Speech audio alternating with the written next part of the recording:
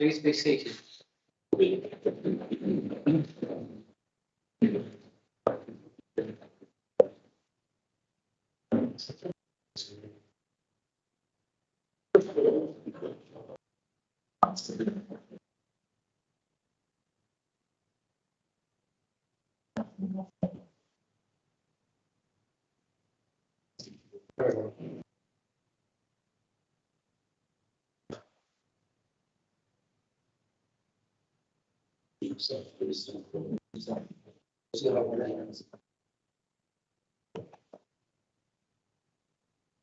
evening and welcome to the Eastbourne Borough Council full council meeting.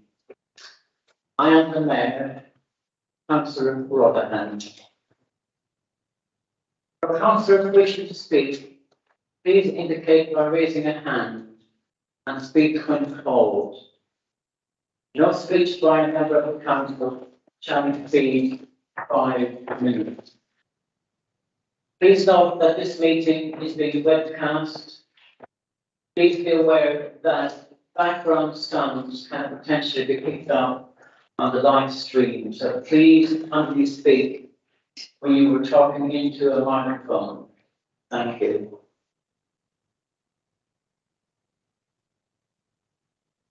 We're going to have a meeting of songs, not just this second.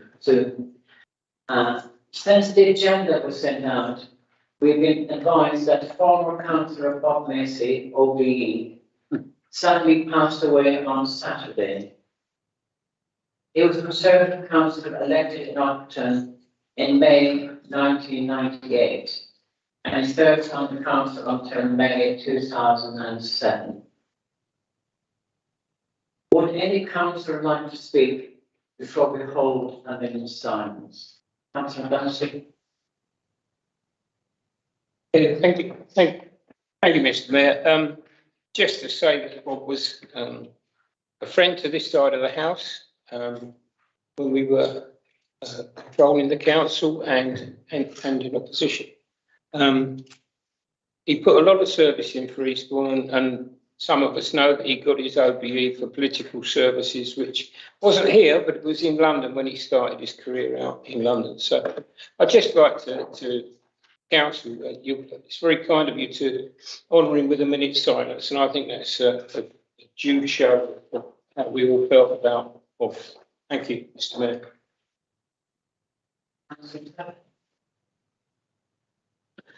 Thank you, Mr. Mayor. Yes, I'd like to add my condolences to Bob's family. I served with him both here and at East Sussex County Council. He was a fierce opponent, but we actually had, well, outside of the council chamber, we could obviously, as we do across party, speak on far more friendly terms. And it's always very sad when you lose a past colleague. Colin's made reference, his local government service wasn't just here in East Sussex and in Eastbourne, but in London as well. So he put in an awful lot of effort and a lot of service on behalf of the community. Anybody else want to speak? He was an Upton councillor. We were friends and opponents. But he did have a sense of humour, and I'm sad that he passed away, and condolences to his family. And we now have a moment of silence.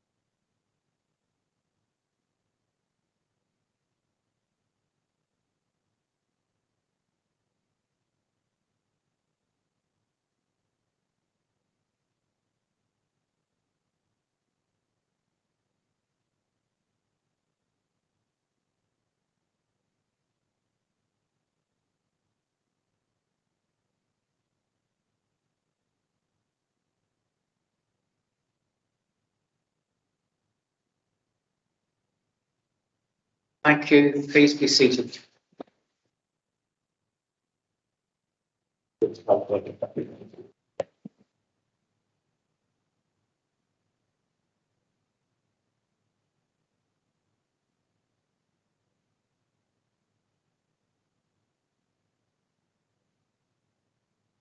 Item 1, minutes, pages 5 to 14. Councillor, do you wish me to sign the minutes of the last meeting on the 20th of July as a correct record? I'll take it that you're all in agreement unless someone puts their hand up to disagree. No one hand up? Agreed. Approved. Lord.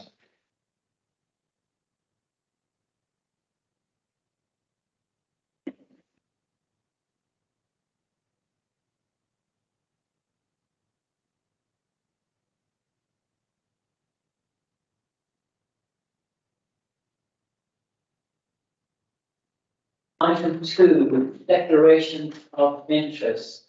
Do any members wish to make a declaration of interest?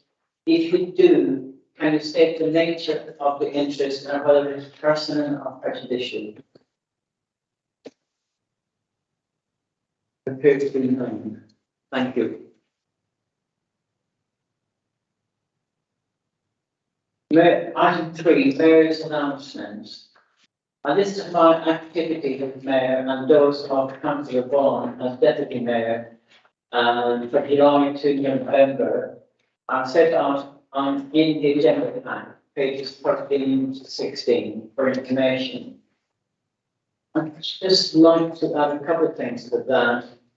First one, an historic occasion, when we had the Borough Proclamation ceremony, when we announced the new King Charles II to the residents of Eastbourne.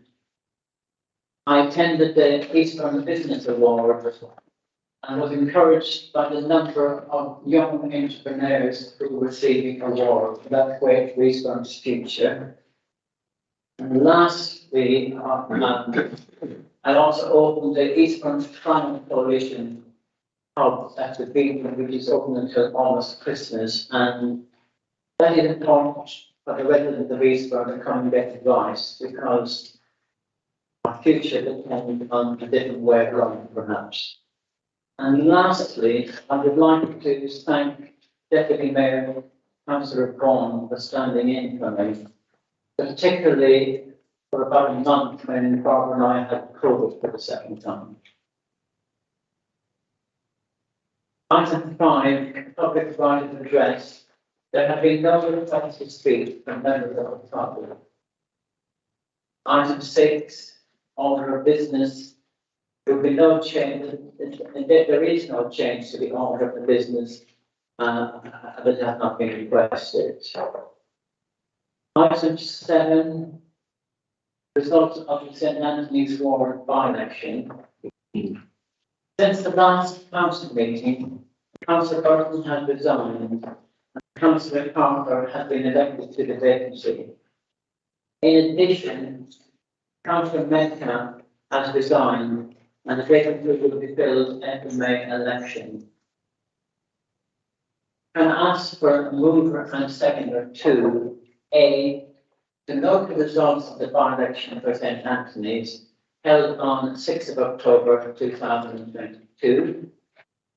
That the new member, Councillor Hugh Harper, be congratulated and welcomed onto the council.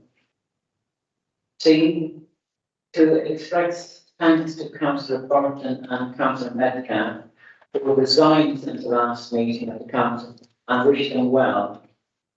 Both to Towering Council and South Council and Eastbourne well.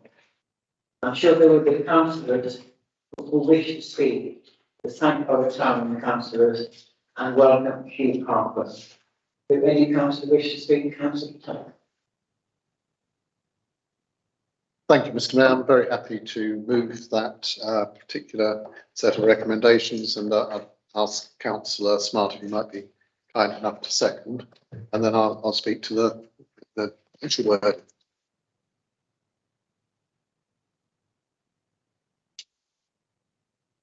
Thank you, Mr. Mayor. Yes, and I'm happy to second that. Thank you. If I could say a few words about the retiring councillors first.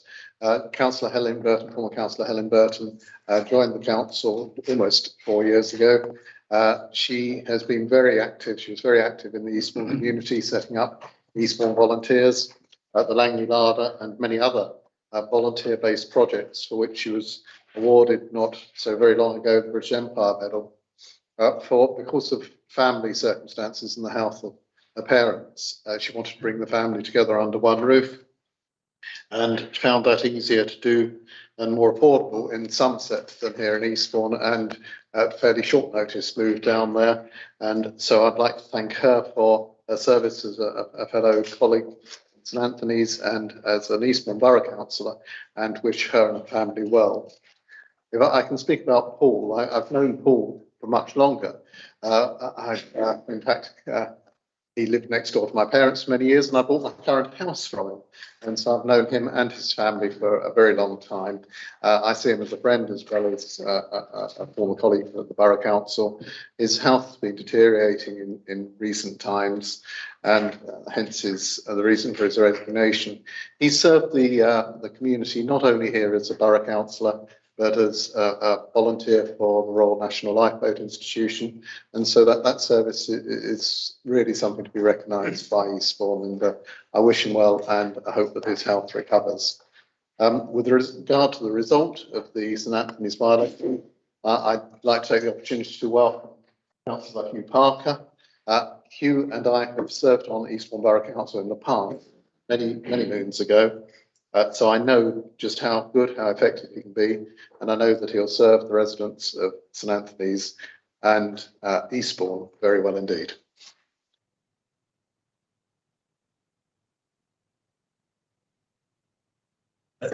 Mayor, yes, Paul Metcalfe resigned as a councillor last week on health grounds, as David has recounted.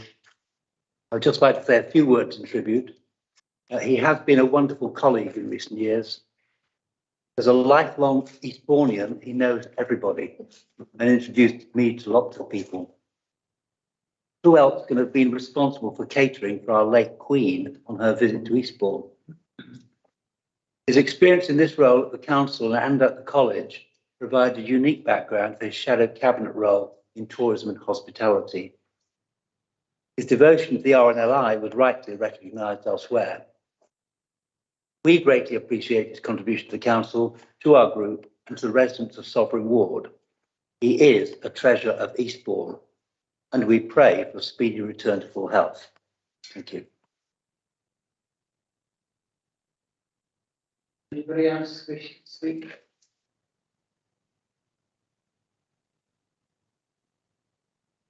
Councillor Burton served well as Deputy Mayor last year, and was very active volunteer organisation in Eastbourne. Won the Queen's Award last year, which is truly so covered. Here, listener. Sorry? That phone call.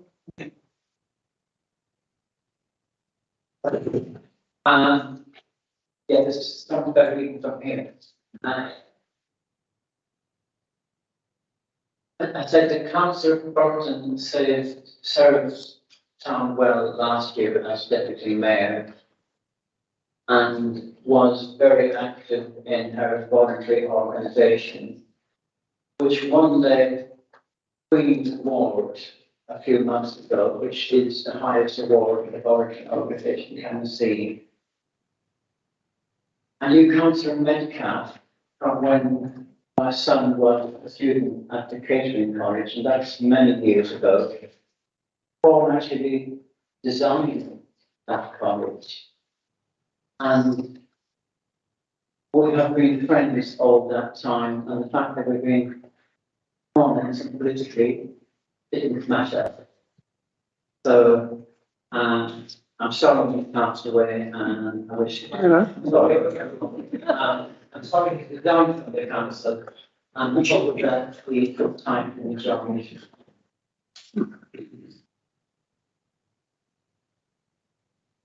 And now I've got a proposal to be voted.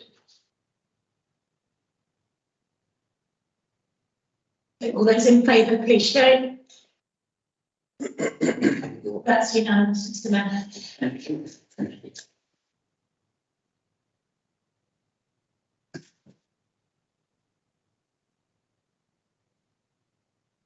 Item 8, proposed change to the Conservation Advisory Board, CAD. Terms of reference, pages 17 to 22. Can I ask Councillor Wallace to move the recommendation set out in the report, but not to speak to them at this stage?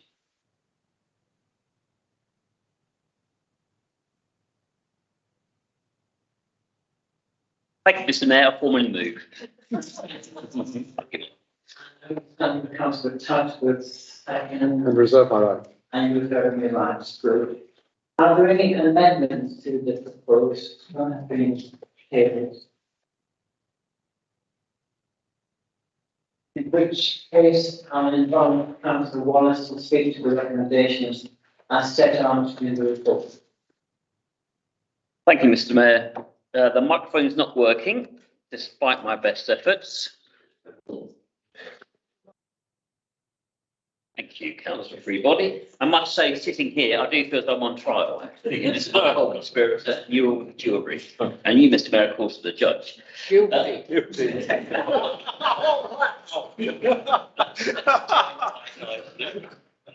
This is a minor amendment. I'm not going to go into great detail, but if you look at the Appendix 1 on page 21, it's highlighted in blue, but unfortunately it's black and white, so I've highlighted.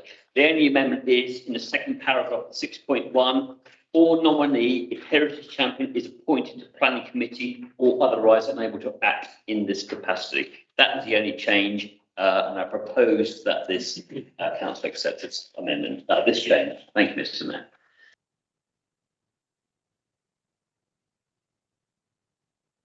Anybody else? Anybody else want to speak?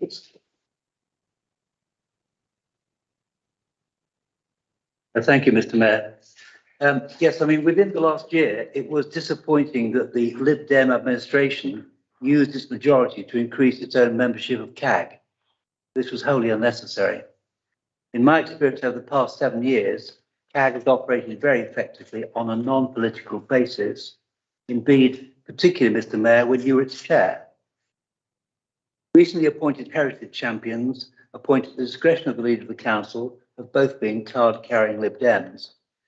Their co-option as advisors to CAG further politicises the group, in contrast to the other non-political external advisors. So no, we reject the ratification of a councillor as the council's heritage champion, either appointed to the planning committee or co-opted onto CAG. The amendment and change to the constitution are rejected. Thank you.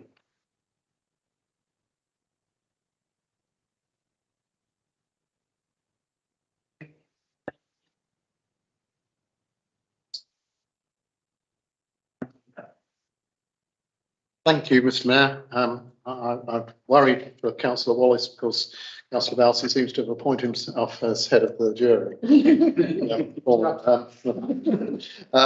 But I hear what Councillor Smart has said, and it's not an amendment, of course, it is a direct negative of the recommendation. I, of course, am opposing that, as he will have understood, that the chair of CAG is no longer a card-carrying member of the Liberal Democrats, and so that greater proportionality between parties will be established. Anybody else like to speak? In which case, I'll ask Councillor Wallace to sum up your wishes. Yeah. No, big. Thank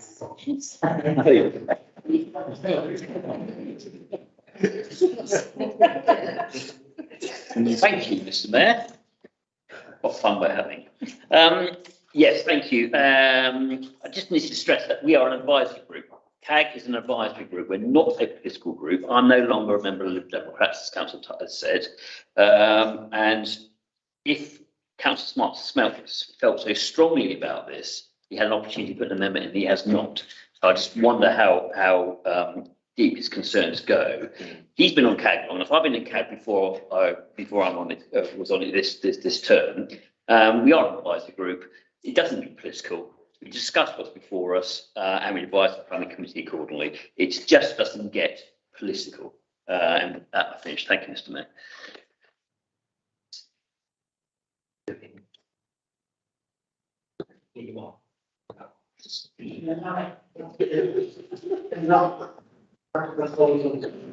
The minutes to import all those in favour. All those against. And three, it is carried.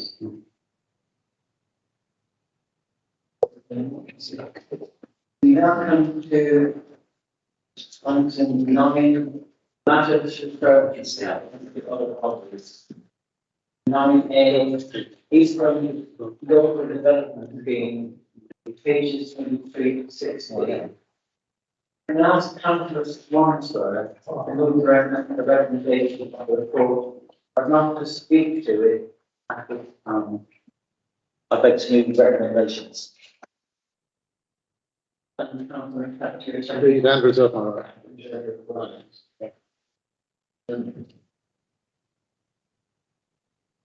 Do we have any amendments? Anybody like to speak to the item? Councillor Swansford.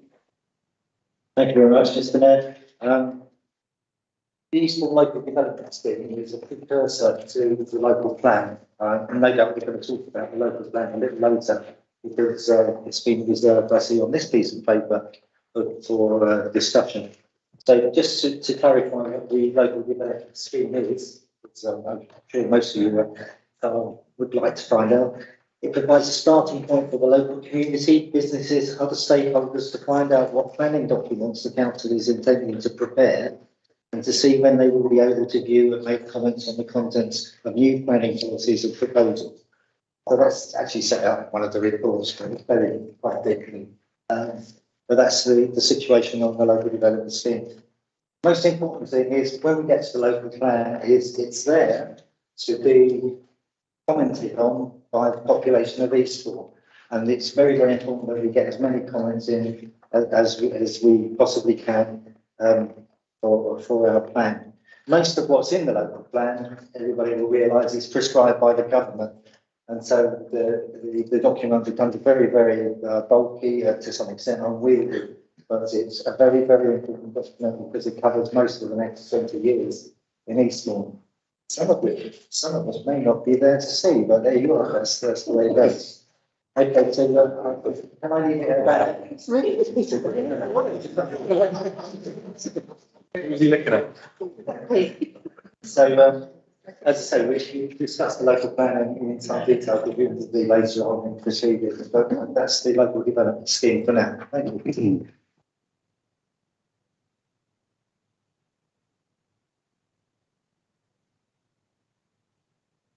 Thank you, Mr. Mayor. Well, there's not much detailed content here. It's all about process. There are a lot of dates and we're way behind. The requirement for a local planning authority is for a local planning authority to undertake a review of a local plan every 5 years, page 43. I don't think that means take 5 or 6 years to complete. The Eastbourne Core Strategy Local Plan was adopted in February 2013, and the 5-year anniversary of the core strategy was on 20th February 2018. And we've been without an up-to-date plan since then. The consequence is to develop a developer's charter. An agreed local plan is our only defence. It's no good just waiting to see if the ground rules change. In the meantime, we continue to be vulnerable to losing rejected applications on appeal. It took from February 2018 to November 2019 to start the first stage of the public consultation. That was 21 months. And that is now 3 years ago. The timeline in Appendix 1 refers to the second stage, growth strategy consultation, which we'll talk about under the minutes, starting now, November 2022, and with an adopted plan in 2 years' time at the end of 2024. We will have been without a local plan for almost 7 years. In the risk assessment, page 49, it is stated that the government set a deadline of December 2023 for all authorities to have an up-to-date local plan. That is not the end of 2024, still 6 years after the event. We therefore reject the adoption of this local plan scheme. Thank you.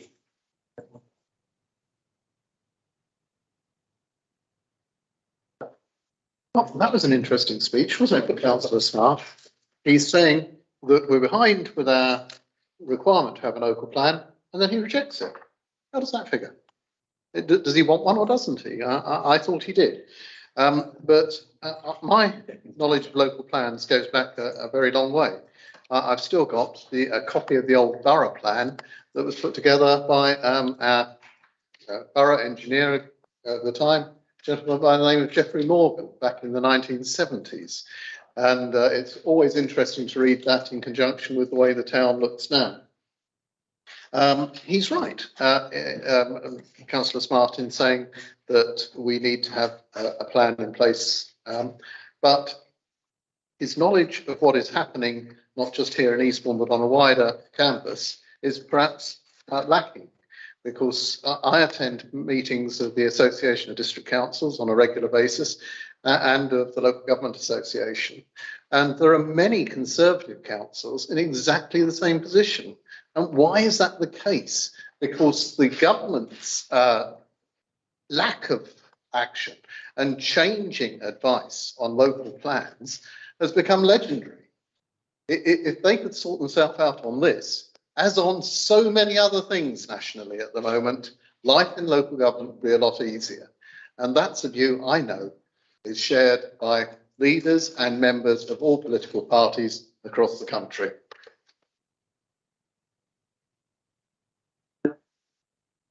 Anybody else wants to speak? Can I ask the Councillor Swans whether he wishes to sum up? Thank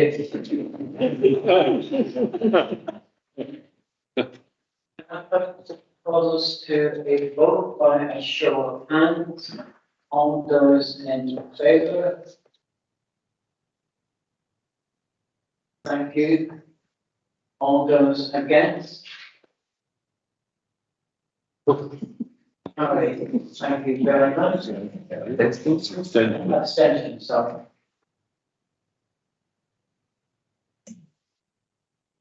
Harry, thank you.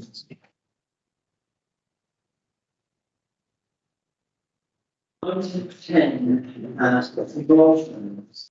Item 10A.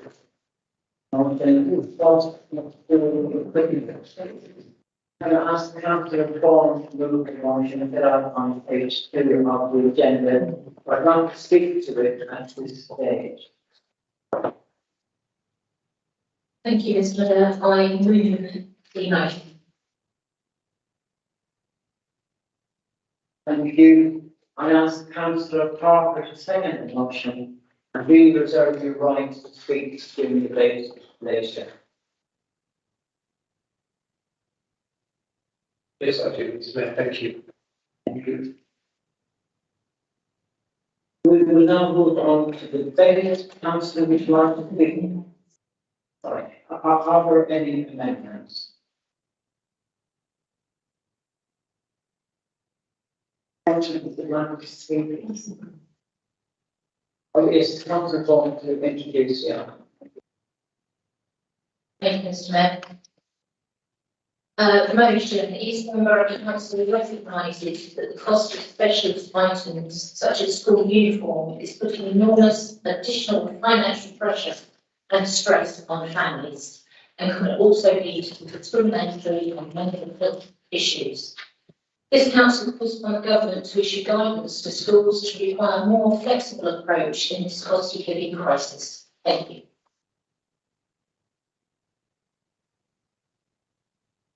Are there any other councillors who would like to speak?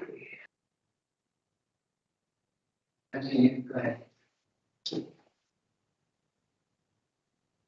Thank you, Mr. Mayor. This motion is calling upon Eastbourne Borough Council to ask the government to issue guidance to schools to require them to have a more flexible approach in the cost of living crisis. We are not the local education authority for the schools in Eastbourne, that's County Council. We all recognise that many families are under financial pressure and that schools, I have found in my extensive career in schools, are very adept in using numerous ways of helping families and have been for many years. And I, for one, would like to congratulate our schools for their professionalism, their care and compassion and their resilience over the last couple of really difficult years.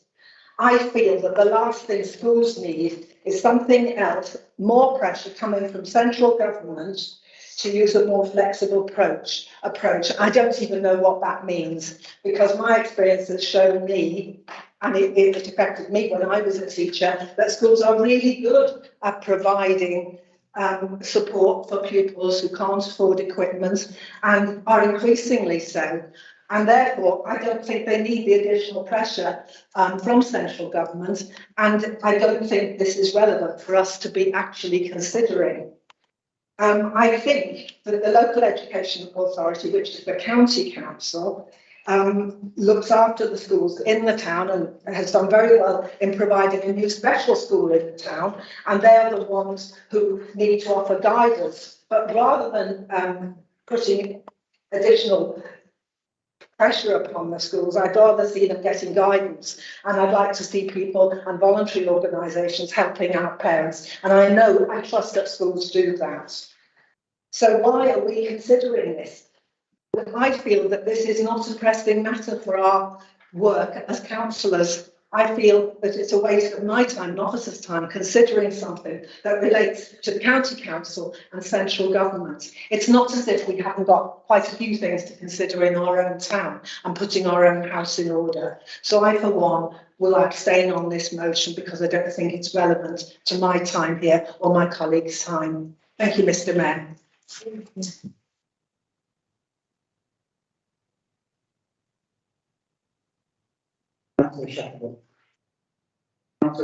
Sorry. Thank you. I rise actually to thank Councillor Vaughan, the Deputy Mayor, for actually highlighting what is and has become an increasing problem for families in the town. At the present time, the cost of living crisis, I mean, Councillor Vaughan didn't go tonight into details, but she has told me about a number of details of families that have suffered in the way that she said. And it's going to be an increasing problem for many families, especially when they've got several children, trying to provide specialist uniform at a time when they're struggling to have enough money for heating and for food. So I do think that it is important for all of us as councillors to bring forward, and we have concerns. And for Councillor Lamb's benefit, we moved a little bit on from the County Council being the local education authority.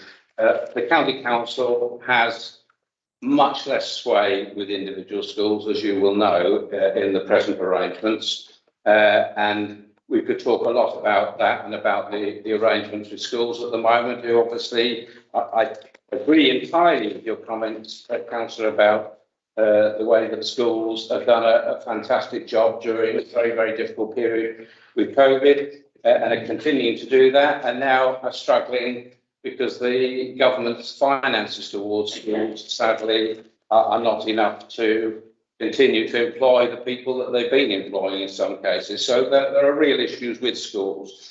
What Councillor Vaughan has drawn attention to, though, is a problem for families in the town, which has come obviously to her, and I'm sure other members here have heard similar instances. It's not saying that schools are doing a bad job. We've got some great schools in the town. It's not in any way a criticism of particular schools. It's drawing attention to a problem, and indeed this council has actually been proactive in trying to help. As part of our cost of living emergency funds, we, as you will be aware, we made it known to schools that they could apply to the Borough Council for a grant to put towards various initiatives, one of which was perhaps helping with school uniform. And some schools have taken advantage of that and have applied to that fund. And I think that is, an important area for us to be helping. So I thank Councillor Vaughan for bringing our attention to this item. All that the motion is asking is for the council to pass its concerns on through government to government and ask that their guidance to schools is a bit more flexible, encouraging schools where, and this may happen in many cases, but not all cases, where they have a more flexible approach that recognises that for some families it's very, very difficult at the present time. So I don't have a problem with having motions in front of us that affect families in this town, and it is appropriate that it comes to the Borough Council, because now the County Council don't have the same role as they did in former times. They have very little sway with academies and indeed with many of the schools. So I don't see a problem with the motion coming to Eastbourne Borough Council. Thank you. Councillor Dayton. Thank you, Mr. Mayor. I'd echo the words of Councillor Shuttleworth on this one. I do know it's a problem for many families in our town. I've had families come to me as a part of casework say they can't afford the new school uniform that they've been told they need to get. And so it is a very real concern. It has a very real practical impact on families in Eastbourne. Old Town is blessed with a number of fantastic schools. And we know that students, staff, everyone involved in the schools works phenomenally hard and does their absolute very best. I know that the Old Town Community Fridge, one of the many things they do, is looking into a nearly new swap shop for school clothes, which I think is a brilliant idea. I mean, my own children grow out things almost as soon as I buy them for them. So that's a really tangible way to get help to people quite quickly, and that's something they're looking at doing. I do agree with the motion. I do think it's important that our role as councillors is to help the people in our community. And people have come to me, and I know they've come to Councillor Vaughan as well, to say this is an issue. And so anything we can do as councillors to help them, I think, is useful. And it's not about pressurising schools to put more pressure on them to do something different necessarily. It is about encouraging that flexibility, whether it's in terms of suppliers, in terms of the places people can go to get these uniforms. And I think, yes, I definitely support this motion. Thank you. Thank you. Councillor Freebody.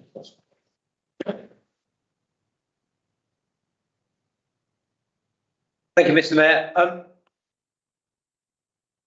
have to agree with Councillor Lamb here. I honestly can't see the point, and I don't mean that, Councillor Vaughan. I can see from the motion that you put forward the well intention that's behind it. However, this has got nothing to do with Eastbourne Borough Council. Schools can set their own uniform policy, whether they're under East Sussex County Council or academy schools that are not governed by the local authority. They can set their own uniform policy. They don't even have to have uniforms if they wish to set their own policies. So I can't see what this is going to do, calling on the government to issue guidance when the guidance already in there, in the guidance nationally, states that they set their own policies and they don't have to wear a uniform. They don't have to adopt a uniform policy. So that should be up to individual schools and the governments. So what I suggest as councils we do, when we've got schools in our local area, if those issues are coming up, is that we go to the individual schools. We go to the Board of Governors, we go to the head teachers, and then make that case. There's a bit of a juxtaposition here with school uniforms as far as I can see. I understand where you're coming from, Councillor Vaughan, especially where some uniforms can be, especially blazers with branded items, can be quite expensive. Actually, with new guidance that come, I'm surprised this side here didn't say anything, but there's new guidance been issued by the government to reduce the amount of branded items, to reduce the cost of school uniforms. That came out in September this year. But there's the other side if you don't have school uniforms. And the other side to that is school uniforms set pretty much a level playing field for all pupils, no matter what background you're from, no matter how affluent you are or how, on the breadline you are. If you receive preschool meals, for example. Well, uniforms are a great leveller. And I remember this from when I was at school. So Warren, if you get rid of school uniforms, the children are then in their own clothes. I'm sorry, but children are going to be children, and unfortunately they do bully each other. They're not always nice to each other. And I noticed in the motion you said about mental health of children and their families. I'm not sure getting rid of school uniforms would solve that. In fact, in some cases, I think it might make it worse. So I understand, and I don't want to be dismissive, Councillor Vaughan, because I think you've got the right good intention there. But we're not, as Eastbourne Borough Council, adding any value to this. The guidance is out from national government. You can, as I say, we can go to individual schools where there are issues to represent the people within our wards. But I can't see what value Eastbourne Borough Council will add to this. And I'm afraid it's, in my view, we've had a lot of them lately, a motion that really we should be concentrating on the bits that Eastbourne Borough Council can influence and can do. Thank you very much, Mr. Mayor. Thank you, Councillor Murray.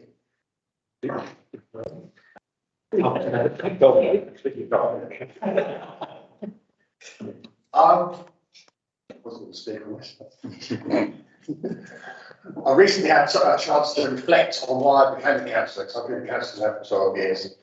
And one of the things that I mentioned was the fact that we jumped from, in my role as a planning chair, to deciding on whether or not we get 100 houses coming into the town, or whether or not we can help out one individual who's got a problem around their fences out at the back garden, or they've got a neighbour who's upset with them next door. And I don't see any difference, and in Councillor Lamb's words, in wasting my time with dealing with 100 houses or dealing with that one individual. In both cases, I'm making a big difference to their lives, and it makes a big difference to them.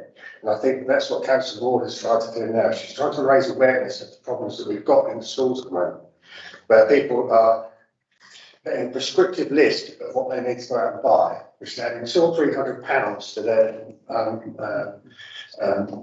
problems that they have already at the moment.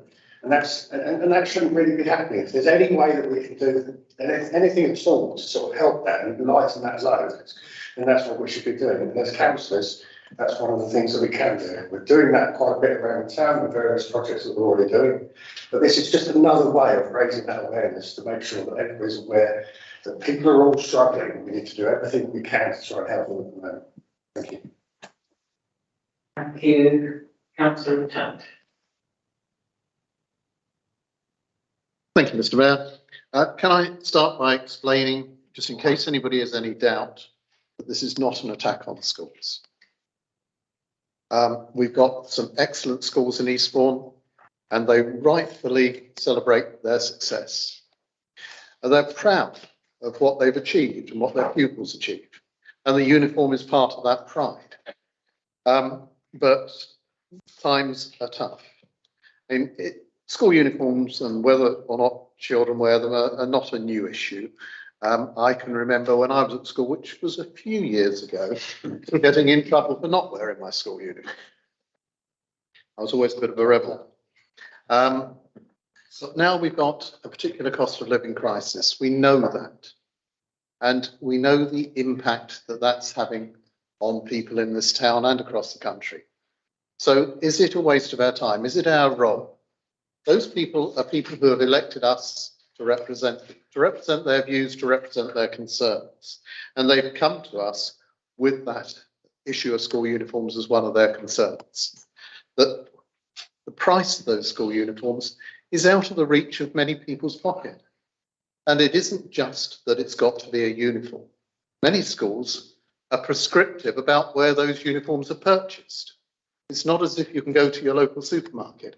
And Councillor Freebody drew the attention to the fact that the government's issued some guidance, but schools still think that the government want us to be wearing school uniforms. It's not a county council responsibility any longer, as Councillor Shuttleworth drawn attention to. When I was first elected to the county council, I was on the children's the school subcommittee, but that control over schools no longer exists. It comes directly from government. The county council's involvement is on children's services and special needs, and they do an excellent job in that respect. But the guidance and the instructions to schools comes from national government. People are struggling because of the cost of living crisis. They're struggling with their energy bills. They're struggling with fuel bills. They're struggling with food bills. I've had teachers telling me about children who come to school and instead of bringing their packed lunch, the family hasn't been able to afford that packed lunch and they borrow food from their friends, their school friends. This is really hitting some people extremely hard, members of our community. And I would suggest that it's not just important that we discuss it. It's our duty to discuss it. It's our duty to make government who have that ability to influence schools' decision making, to draw their attention to this important issue and to ask them to take action. Councillor Freebody's right. Of course we can and we will go to individual schools within Eastbourne. But we're going to government as well because they have the power to influence. Thank you, Mr. Mayor. Thank you. Councillor Smith.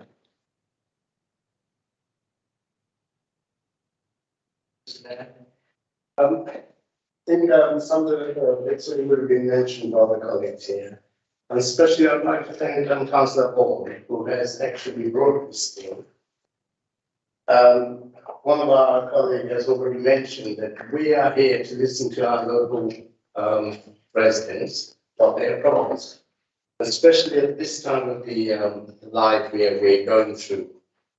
We are getting in lots of difficult areas. Now, this is one of those tiny little areas of the whole situation. Where I'm coming from is like Councillor Thatch has already mentioned that we are here to listen to our local residents who really gave their permission to raise their voices. And this council is responsible. I think that we are responsible for any voice that we hear to raise it. And I think Councillor Bourne has already brought just something, only a tiny bit of the whole video of problems. And I think we all need to support this thing because lots of families around beside me, I can see that kids are suffering, parents are suffering because of this financial crisis. Now, if I may mention this wonderful thing on this today's agenda, it said we might expect to raise £250 for the next coming year for the mortgage raises. Now, if I may give you an example, Mr. Mayor, that when an insurance broker comes to me, he wouldn't say £750 a year. What he mentions is like 20 pence a day. Now, what it means, when you say £250, now that doesn't mean it's a big number coming towards us. And it is very difficult for us nowadays, at this stage, that we're going to go through a lot of difficulties with the financial side, the prices and all that. So, however, I'm getting back to the reality of Councillor Bourne, Eastbourne, that she raised this thing. This is one drop of water out on the ocean. And I believe that it is very important for us to look at all these tiny little issues and we support this and see if we can help our residents in every way or whichever way we can. Thank you, Mr. Mayor. Thank you, Councillor Morris. Thank you, Mr. Mayor. I can support what sits behind this motion, and I can appreciate that there's a cost of living crisis. We know that, and I feel for those increasing number of families who are struggling. Inflation hit 11.1% today. So there's a massive issue for all of us around the cost of living crisis and the impact it's going to have on many of us. Where I struggle is the issue around school uniforms. As Councillor Freebody has mentioned, they are a level. We are like back in the day when I first got elected, we always councils wore robes. We all looked the same, and that's why school uniforms were introduced. So everybody looked the same. You couldn't tell who was the rich and who was the poor. So I support the wearing of school uniforms. So I'm not looking for government guidance or flexibility on school uniforms. I'm looking for government to provide funding to either schools or to individual families to support pupils in the purchasing of school uniforms, so that all children do look the same, and that it's not easy for people who perhaps aren't so well off, the poorer children in the class, to be picked on and bullied by those who can afford nice clothes, because that really would have an impact on children's mental health. So I'm going to abstain on this, which is a shame, purely based on the wording around flexibility of school uniforms. I think they need to be retained, and I want them seen worn by everybody, but they need to be afforded by everybody or subsidies from governments or schools. Thank you.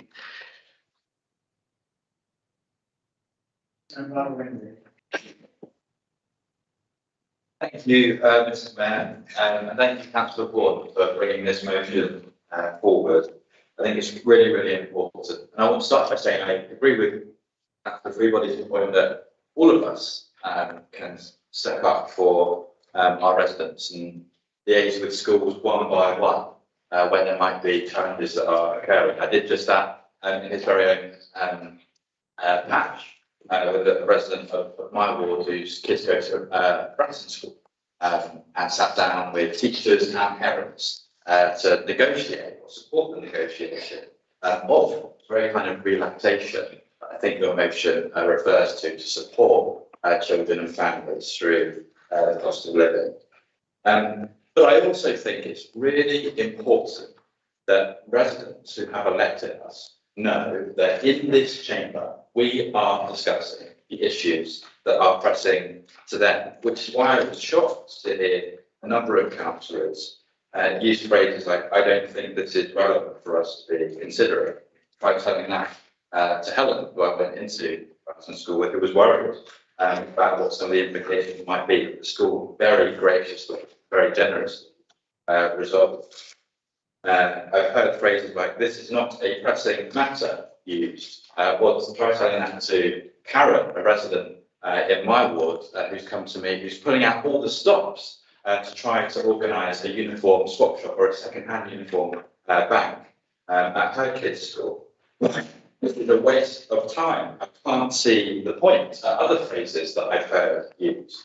Try telling that to families up and down our town who were super nervous when it came to the end of the summer holidays and new uniform is bought for everyone. Try telling that to those folks who literally did not know what to do. And I just want to challenge this kind of relevance point. So if it is the case that issues like this are not relevant to some councillors in this room, then may I ask what issues are? Because I look at the motions that were submitted for this meeting, and I do not see any motions submitted by anybody on the other side of the chamber. It seems to be relevant enough to bring to this chamber. So please,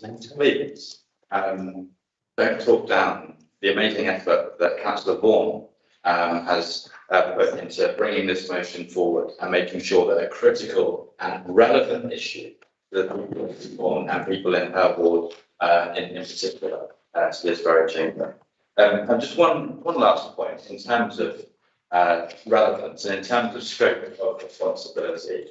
I think it's really important for us where we can and where we recognise that there are challenges to decide to step up, roll up our sleeves and do every single thing that might be within our power to help address some of the challenges in our town. And I take what we've done with the cost of living emergency schools fund. Yes, schools are not necessarily within the Borough Council's remit, but we had the resources, we've had the opportunities, and in our town, we know that there's the need to support residents, families and children when it comes to uniform poverty or transport poverty when it comes to getting to and from school, or food poverty when it comes to being able to eat before or while at school. Even though it was not within our remit, we decided to do it because it is the right thing. That is exactly the kind of thinking that inspired Councillor Vaughan to bring this motion for us to consider now. So thank you for the service you're doing to families across Eastbourne in triggering this debate. And I'm sure that families who are watching and who hear about what happens in this chamber will be grateful for it. Thank you. Councillor Cameron. Thank you, Mr. Mayor.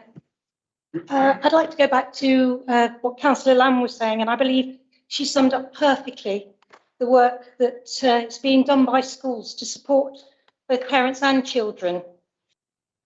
It's been pointed out that the County Council does not have as much influence as it used to,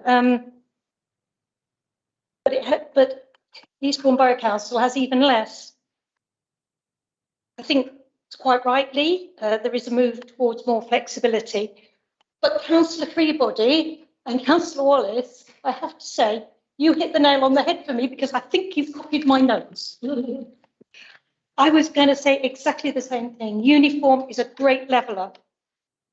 We all know about the kids whose parents can afford the gear and the poor kids who go home and their parents have to explain why they can't afford it. So yes, uniform is a great leveller, and I believe these days they are more flexible and simpler and more inexpensive. And I believe we should be concentrating here on issues we can directly influence. Thank you, Mr. Mayor. Thank you, Councillor Shaw. Thank you, Mr. Mayor. And thank you to Councillor Vaughan for bringing this motion. However, I fail to see what government guidance can be issued. Your friend Karen, was she issued with any guidance to go ahead and do all the things that she has carried on and done it? I mean, if guidance was issued, I mean, what on earth could the government actually say to you? And what sort of guidance they could give schools? And when you do get guidance, most people complain about the guidance being given because they want freedom to do what they can do within the flexibility that's there. I've heard very inflated claims about all the things that Councillor Babarindi was talking about. If EBC had got financial prudence, we would have had some money and we would have been helping out. At the moment, I just feel that we haven't got any spare cash to help the kids in the school. So you can't go running to the government every other minute. I think we have to do our own things. Yeah. Thank you, Councillor Fanster. Thank you, Mr. Mayor. This has really got me worried because I think people have misunderstood what this is about. The flexible approach is not about doing away with uniform. It's about making uniform affordable. I can go back 30 years when my children were at Ransom and I had to buy a uniform then and I struggled. I admit it, I struggled. My mum struggled when I started at high school with this law. That was a uniform we had to buy.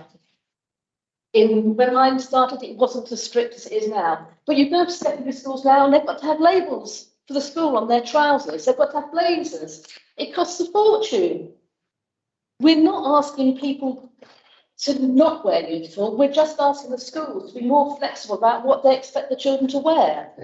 They need to be able to go to supermarkets and buy this cheaper trousers, not to have them with labels on, not to have to have blazers that are already embroidered, to sell the badges that they can sew on. My grandson, who many of you know, my grandsons, the 9-year-old, at the beginning of the year, was in a 9-year-old stuff. By May, he's shot up to 10. By September, he's in the 13-year-old stuff. My daughter would be buying him clothes every 3 months nearly. She couldn't afford to buy him uniform every 3 months. Not at the prices that secondary schools are charging. And the way they're having to go to these specialist people to do it. We just want asking the schools to be more reasonable in what they're expecting from the children and the parents to buy. Thank you. You, Councillor Moore. Thank you, Mr. Mayor. This debate's become a lot more lively than I suspected. But that's good. Debate, healthy, useful as always. Couple of points I'd like to make. Steve, it's almost a shame you're not part of our group anymore. What an amendment that would have been. Because I agree. Actually, perhaps we could have gone further in hindsight and looked at calling on government to help provide funds for families to help with school uniforms. Fortunately, £2 trillion national debt that this government has. I doubt that there's going to be any announcement tomorrow in the emergency autumn statement of the new Chancellor or the old Chancellor or the current Chancellor or whoever on earth is going to be in charge tomorrow afternoon. Councillor Shaw, Councillor Lamb, Councillor Cara says this council has no remit in this area. We're confused as to whether or not local authority does anymore or county council does anymore. A couple of things I would mention on this is we've obviously had that cost of living emergency grant, which we're really proud of. Actually, Councillor Shorten, slightly disagreement here with regards to our way we've managed our council finances. Because we managed our finances well, we were able to release £250,000 this year to help with the cost of living emergency grant, of which we opened it up to schools, of which four schools, I believe, actually sought help and funding for their students. So we can make a difference. We can make a change. And what I would say is that actually in response to Councillor Babrinde's suggestion of what was the last Tory motion, I can tell you what it was. Councillor Babrinde, Gatwick Airport. Since when did Eastbourne Borough Council build an airport? No, on our doorstep right now. Real challenges for our family, real problems. We're helping, we're supporting, we're assisting through cost of living emergency grant. We're not criticising schools, not at all. We're not saying let's ban school uniforms, not at all. What we're asking for is government to issue a little bit more guidance in terms of flexibility. What on earth could be the problem with that?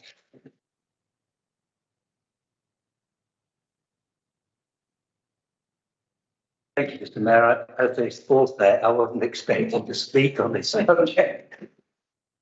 I think the fundamental point, I mean, look, at the end of the day, we're pretty much all on the same side, I suspect, in terms of school uniforms, effectively. I'm delighted to hear from Councillor Babarind about the cost of living fund, which I remind him, when they put forward a motion on the government doing things, we proposed that there should be a local cost of living fund. I'm delighted to hear it's going well. I'm delighted to hear from Councillor Holt that some of it's going to schools. I mean, obviously the direct connection is how much is actually going to school uniforms, potentially, I assume, but they'll say. But actually, just look at the word motion. And it's Councillor Freebody who really put his finger on it. The motion says, this council calls upon the government to issue guidance to schools. What Councillor Freebody said is, the government has already issued complete flexibility to schools. Thank you very much.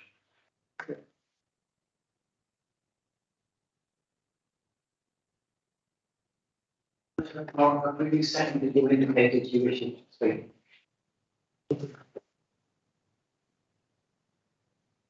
Thank you, Mr. Mayor, colleagues.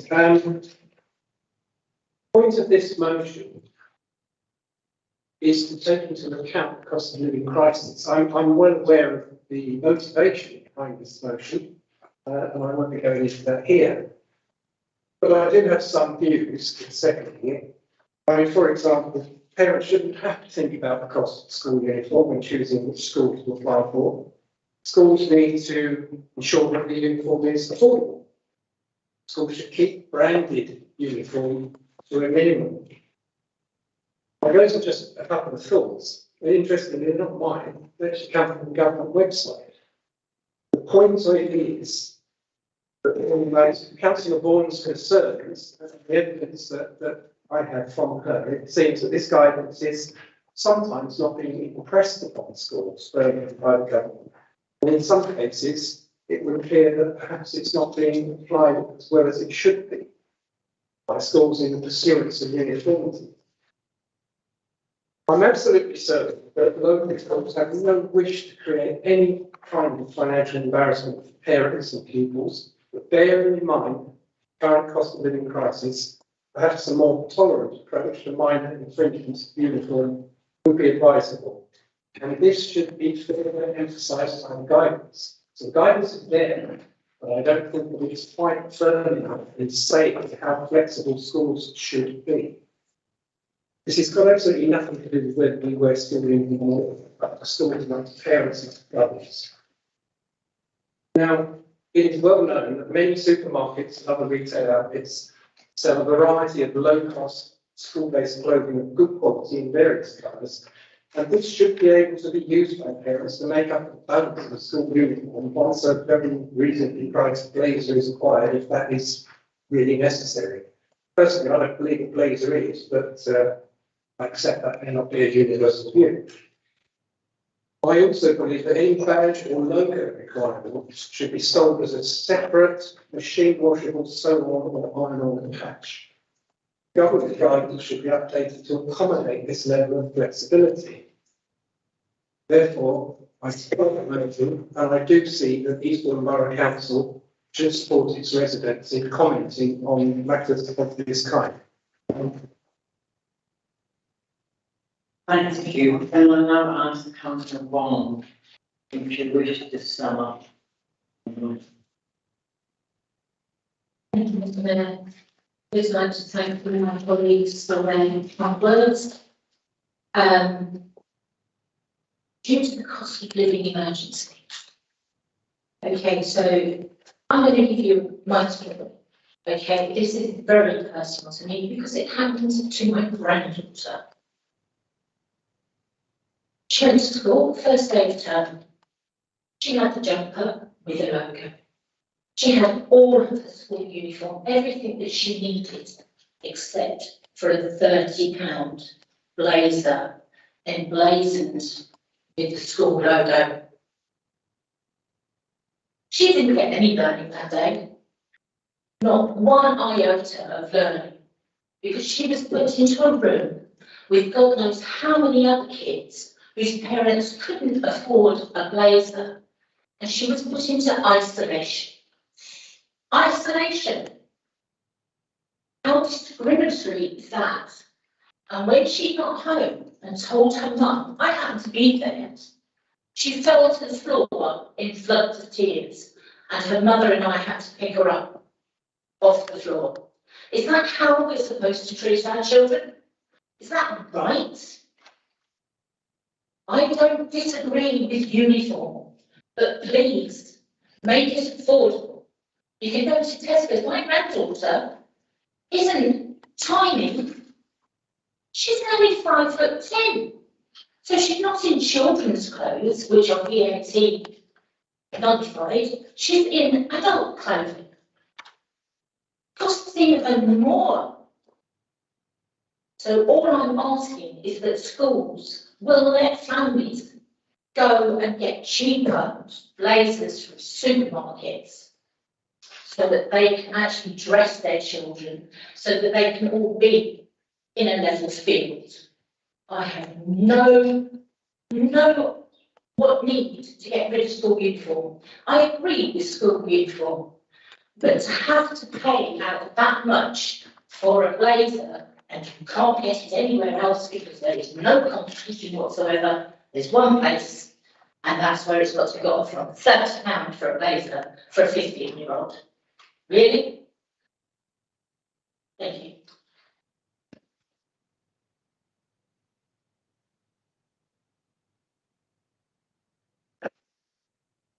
And now I do wish to announce the motion to our councillors. All those in favour, please show of hands.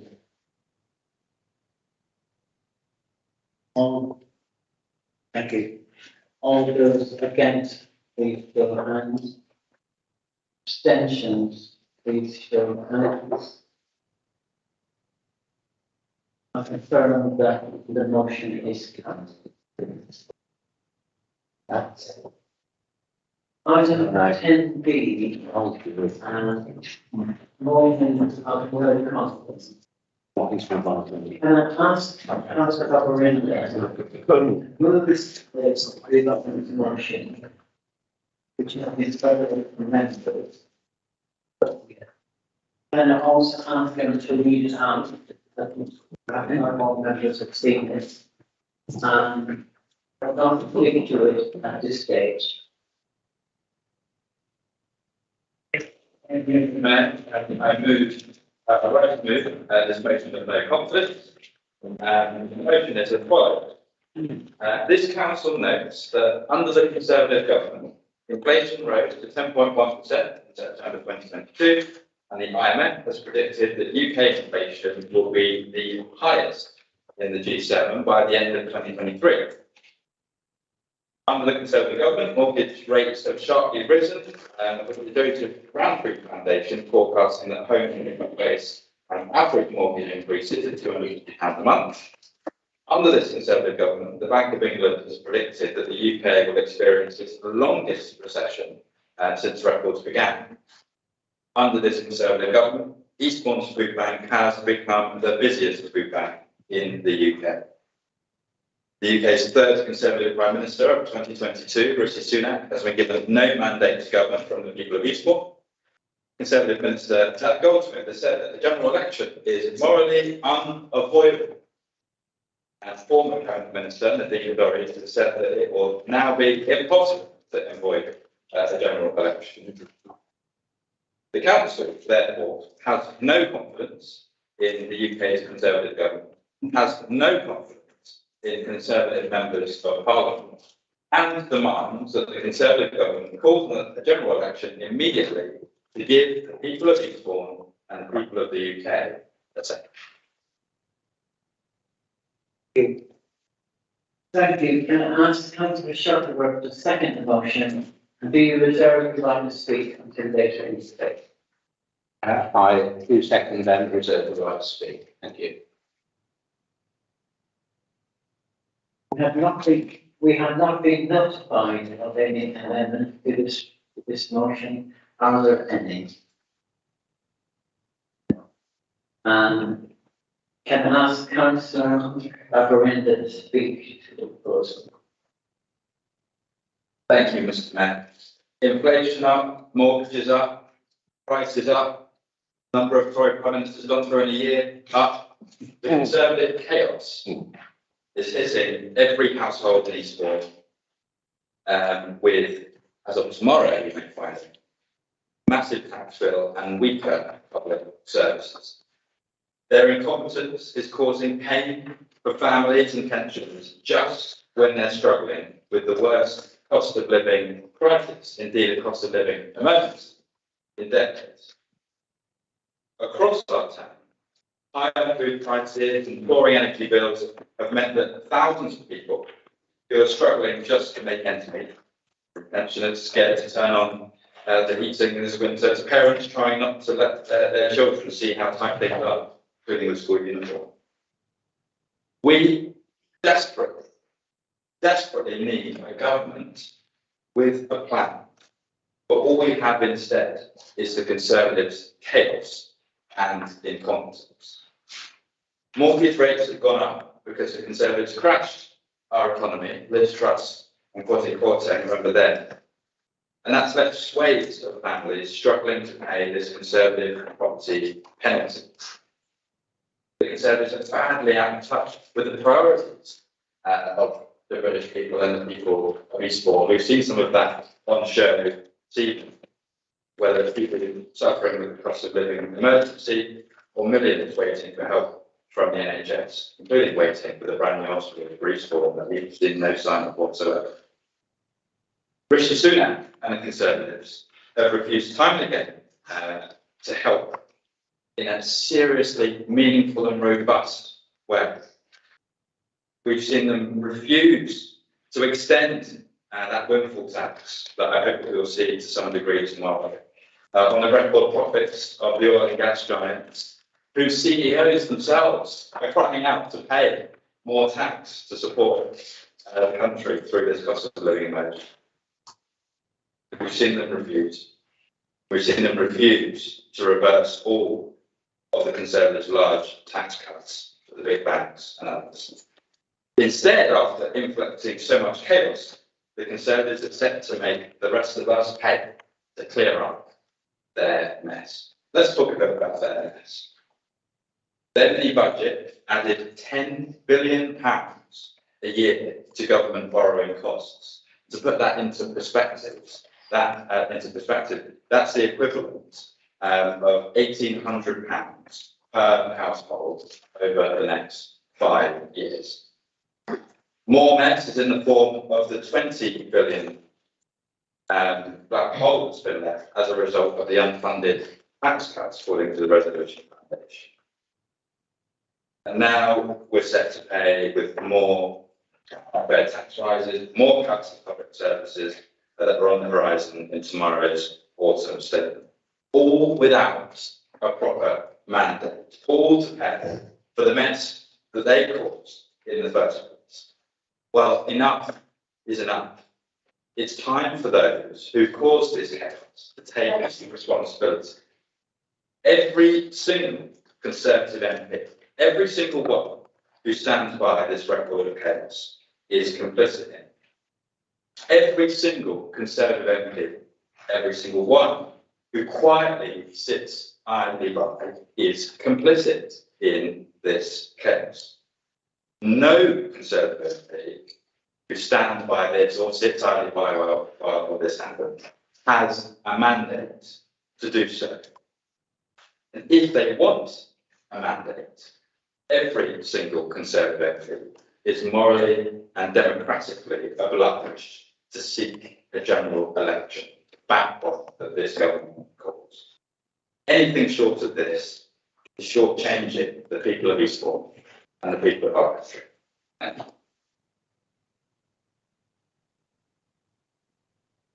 Anyone would like to speak?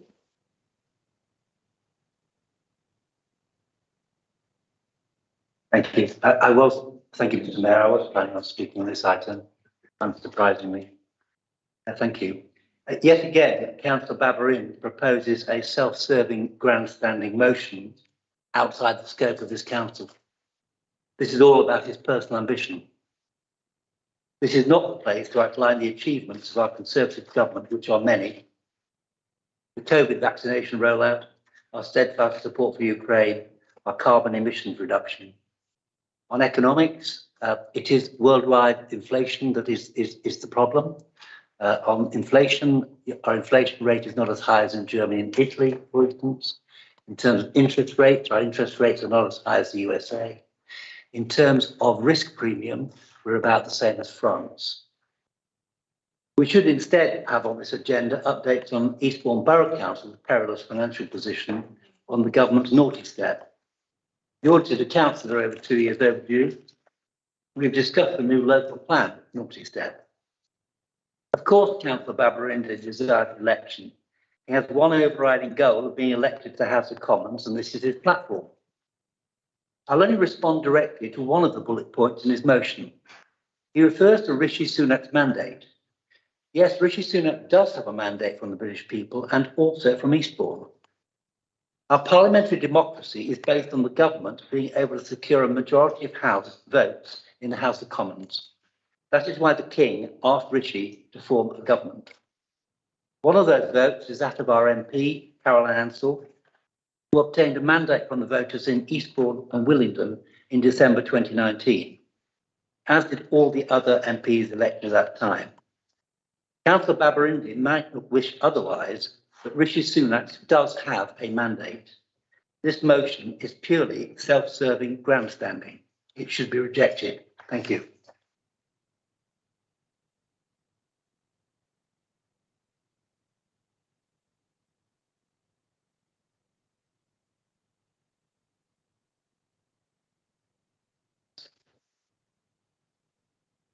Thank you, Mr. Mayor. I wasn't going to speak on this motion, but we hear that from most of us. I mean, I support this motion, Councillor Babarindi. I think it's shocking what has happened to this country. We were the mother of parliaments, respected by the world as a how to run a democracy. We are now the laughing stock. I remember we used to laughing at Italian politics or Israeli politics about how chaotic it was. They must look at us now and laughing. We have had 5 prime ministers since 2016. Contrast Eastbourne Borough Council. We've had the same leader since 2007. We've had 3 prime ministers this year. How can Boris Johnson had a mandate? He got himself elected. He fell out with his party. His own party undermined him. They then have an election with 160,000 members of their own party, mostly white, mostly male, mostly wealthy, mostly from the southeast, and we end up with Liz Truss, who lasts 40 days. 40 days. And now we've got Rishi Sunak. This is no way to run a country. Not when we have such pressing issues on the agenda that need addressing, and the cost of living crisis is by far the biggest. I'm surprised at Councillor Smart and your definition of democracy. This is not democracy. This is a joke. And coming to the cost of living crisis, we have plenty of money as a country. We find it, that £4 billion for corrupt PPE contracts. Okay, we find £115,000 a year to pay Liz Truss for being a former Prime Minister. She lasted 40 days. If she lives another 50 years, by the way, that will cost us over £5 million. And the House of Lords costs us £117 million a year. This country has plenty of money floating about. We just need to get a government in place that starts focusing it on those in most need. This is a joke. We need a general election now, just so that people can decide on who they want to be Prime Minister, as opposed to Conservative MPs or Conservative Party membership. And I love that, out of interest, the Conservative members here, I love to know who you voted for. Did you put your name against Liz Truss? If they hang your head in shame. Thank you, Mr. Mayor.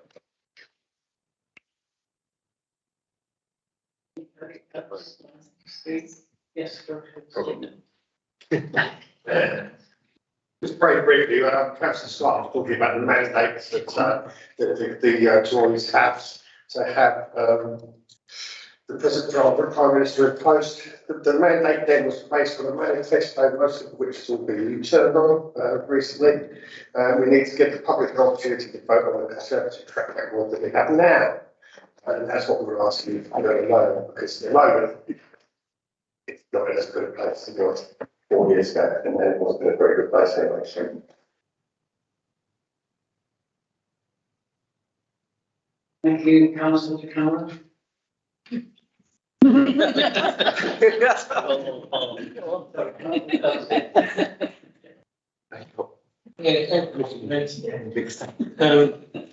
It must be quite nice being a member of the Liberal Democrats, or even Councillor Wallace, I'm not sure how he'll vote in the next election because he's resigned from you and he's not one of us, so he must be voting red or something like that. But we'll wait and see.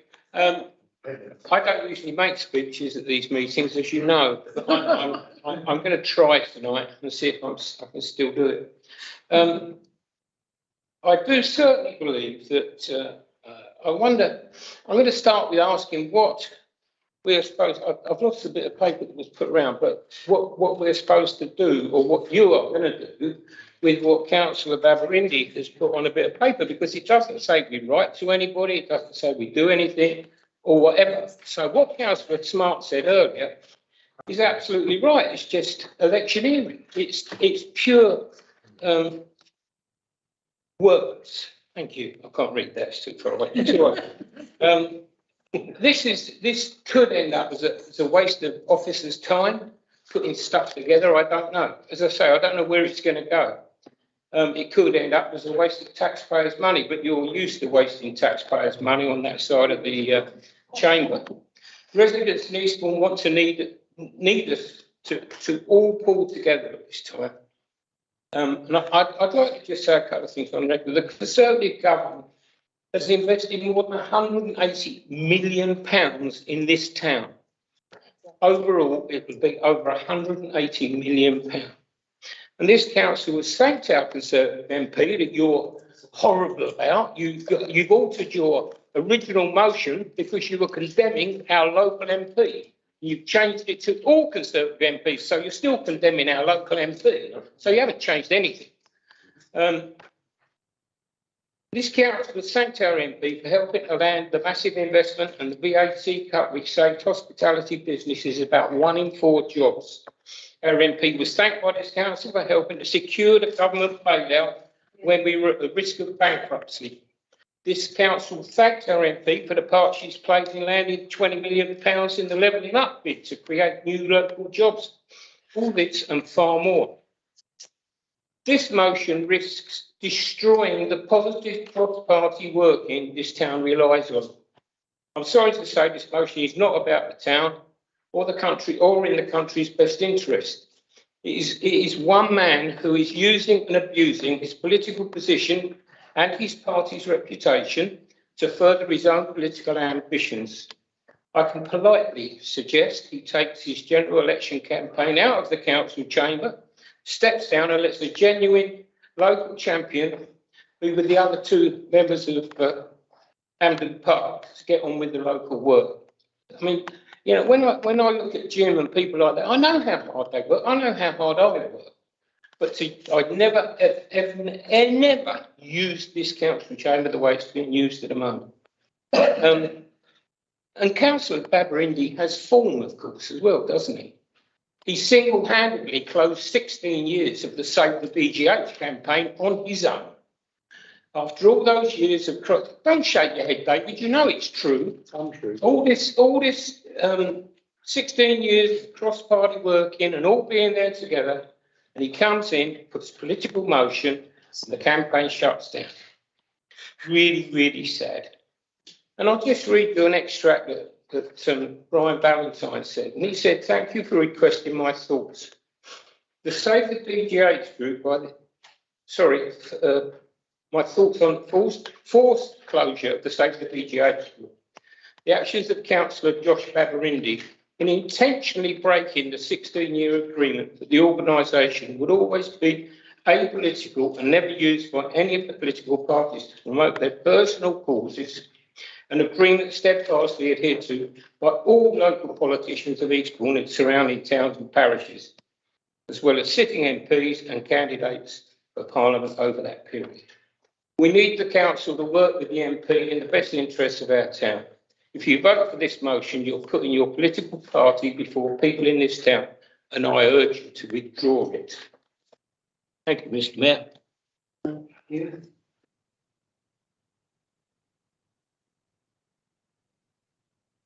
Thank you. Before we continue with the speaking, can I ask councillors to be mindful of respecting each other? Thank you. Councillor Baxter, very well, Thank you, Mr. Mayor. I wasn't planning on saying anything the whole evening.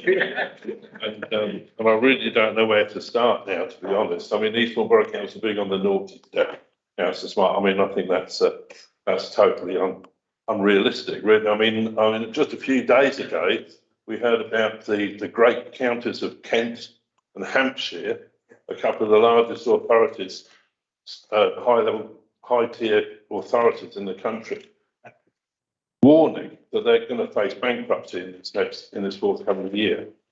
Now, what the government is going to do about that, who knows? I mean, there's been talk about council tax going up. No, that's not something that's going to reflect very well at all on this council. So that's a worry.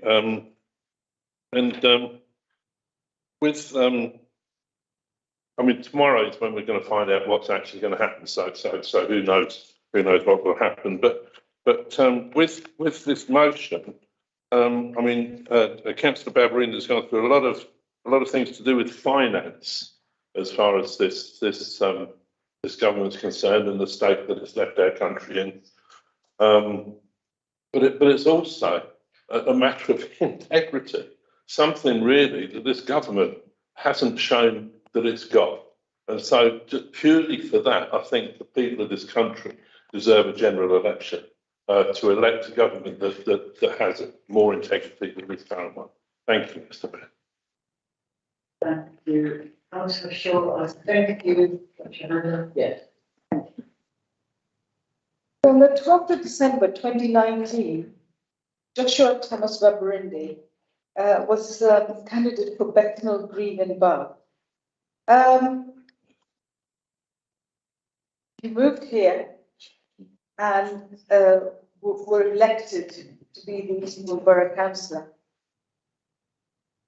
I think, as I just said, everything that I need to say.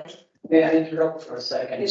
Can I remind your councillors not to make personal comments about each other? Thank you. Also, everyone else is allowed to make those comments. As for now, please. Okay, let's move on to something a bit wider then. One chance that the Lib Dems were given to truly step up to the plate, poor Nick Clegg was punished by his party. And just in case you don't know, I thought I'd just mention that the Lib Dems have fallen to a 17-month low, the polls, from a peak of 13% in July to just 7.9%. So I just thought I'd share that. It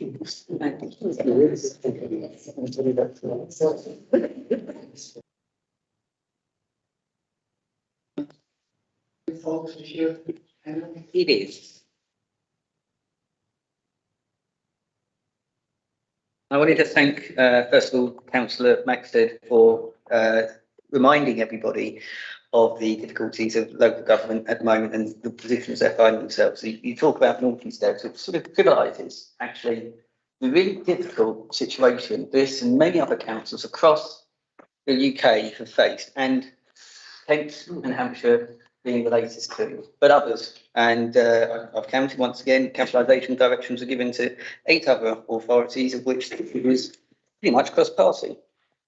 Councillor Smart sort of gave us a list of all the Tory accolades and everything they've done, which is wonderful. Absolutely right, Councillor Smart. Perhaps we should take it to the vote and see what the public think.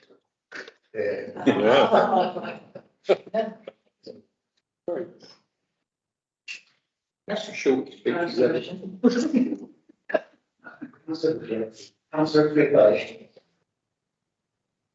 This is great. I love being in the middle here. Oh, I should have done this years ago. Right, okay, so I agree with Mr. Mayor, actually, if we can, we had it sometimes in the motion earlier as well. You know, I was trying to be respectful for Councillor Vaughan's point of view. I disagree with that, but I think we need to leave some personal insults aside. We're better than that. We talk about how the government behaves. We need to be better. Not hard, but we need to be better. So the motion put forward. Yeah, there's lots of things in there. Councillor Barber-Indy.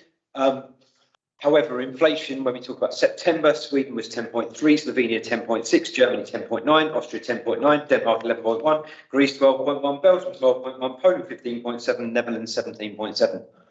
There's inflation everywhere. It's across Europe. It's across the globe. I'd like to blame quite a few things on this government, but actually inflation as it is not one of them. It does have an impact, but I think it's negligible. When we came out of COVID, especially trying to buy, I'm a cyclist, I love bike parts. Sad, I know. But, you know, if you try and buy a Shimano group set, for example, they suddenly rocketed in price. Not because of the war in Ukraine, then it's because of the short supply that happened after COVID.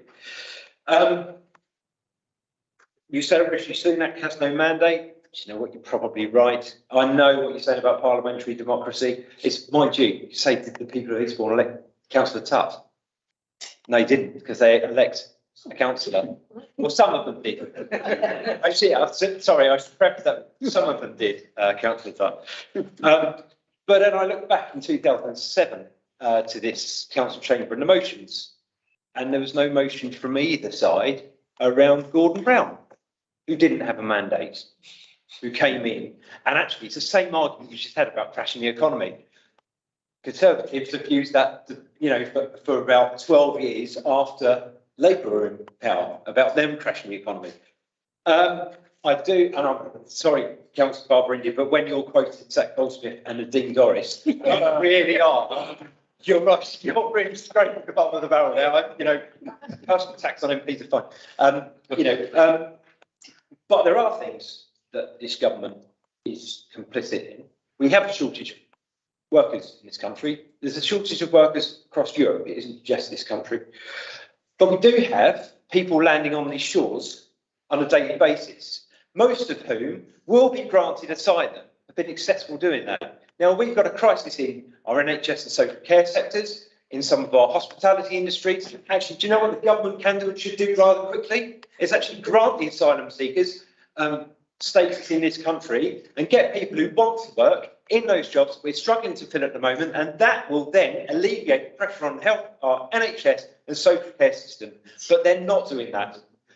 Know what they want to do instead, and I can't believe that you might now get an understanding of why I became an independent. What do they want to do? Instead of using people for critical services, which we can't staff by our own population, they want to fly them to Rwanda. That is abhorrent. We're talking about human beings, for crying out loud. Where is our empathy for our fellow human beings? It's strange, because it's only certain people, only certain migrants. People from Ukraine, oh, that's fine, you know, because of Ukraine. It shouldn't matter where you are. If you're someone coming into this country, which is one of the richest countries in the world, then you should have your asylum heard. And if that's agreed for all the security checks, you should be able to come in and develop and work as part of our community. The energy crisis, this isn't just this government, it's multiple government. I'm going to be quick, I see the orange lights on. One of the things, and it probably haunted, but Nick Clegg said in 2010 that, oh, we shouldn't be producing any more nuclear power stations now because they won't come along till 2021, 22. I think we could do with those now. France has got about 70%. Yes. So, in summary, I can see what you're doing, Councillor Barbara Indy. Have some agreement with this. I see this a bit like earlier. What are we going to do? We're going to go to government and say, well, we don't like you should have a general election. They're just going to ignore us anyway. I would rather that we had motions, and Councillor Holt, I think, or somebody else, it might be Councillor. Oh, no, it was you, Councillor Barbara Indy, said earlier about actually does affect this town. I know, but I'd like motions that are really. So, please. Just interrupted by sorry, Mr. Mayor, I do apologise. I'd, you know, like a motion that really is local to Eastbourne, and something that we can get together here to improve the lives in the town, of which we have an impact and that ability to do. Thank you very much, Mr. Mayor. Thank you. Councillor Mann. Thank you, Mr. Mayor. I forgot to put my hand up. I just want to make a point that whichever party governs is going to face an enormously difficult task in the next few years in the light of the international economic factors, the huge post-COVID debts and the Ukrainian war. And I think the Liberal Democrats are in an enviable position because they're unlikely to be in power unless they're in coalition with a party of any other political denomination. So I look on you and think, yes, maybe you're in the best position of all. I just wanted to make those political points as we're being very political, although it hasn't got huge amounts to do with my role as councillor for Eastbourne Borough Council. Thank you. I think it's time for Councillor Shepherd, Secretary, to say his piece. Thank you, Mr. Mayor. Let's just remind ourselves why we're having this debate, because there's been a sort of assertion from some people that somehow this is not relevant for the people of Eastbourne. Actually, this motion is relevant for the people of every town, and Eastbourne's no different, because every town, including Eastbourne, at the moment, just about everybody now is suffering in some way from the cost of living crisis and from all the other impacts around. And the democracy that we live in gives us all the right to express a view on the way in which we are being governed. And we're told by some people that, this government has a mandate at the moment, because if we go back 3 prime ministers, apparently we gave them a mandate. I'm just trying to remind myself whether they got a mandate to create the biggest economic chaos that this country has ever seen, whether they had a mandate to put mortgages up to astronomical levels that we've never seen. Perhaps they had a mandate to do similarly for inflation, for bringing upon Eastbourne people the pressures that we now see with food poverty and with our own food bank. Perhaps they had a mandate to penalise the nurses as well. Perhaps that was part of the mandate, the people who helped us so much through COVID. Perhaps they had a mandate on adult social care, just to leave that in the long grass for as long as possible, and we've all seen the consequences. Perhaps they had a mandate on schools to make sure that schools were under financial stress and pressure. Or is it the police? Now, we were told that the police numbers are going up, but not before they went down by 20,000. Perhaps it's a mandate they have on the way that they behave in Parliament. You know, and it might be that we've finished with Carry On Johnson, we've had that debacle and the disgracefulness and disrespect that went with that. And we've had the Truss economics and the absolute chaos that's caused the country. But what are we getting now with Rishi Sunak? We've got Gavin Williamson, the bully of the Commons, given a ministerial post. No, I'm sorry, but we've had a complete shambles, and it's not just in this chamber that people are saying, actually, enough is enough. We now need a general election. I don't know how an election would turn out, and I can't crystal ball gaze, and we live in funny times, so none of us know quite how that will shape out. But I do think that the people of the country and Eastbourne should be given the opportunity to express their view. I'm a Democrat, and if that turns out that the country give your party another go, so be it.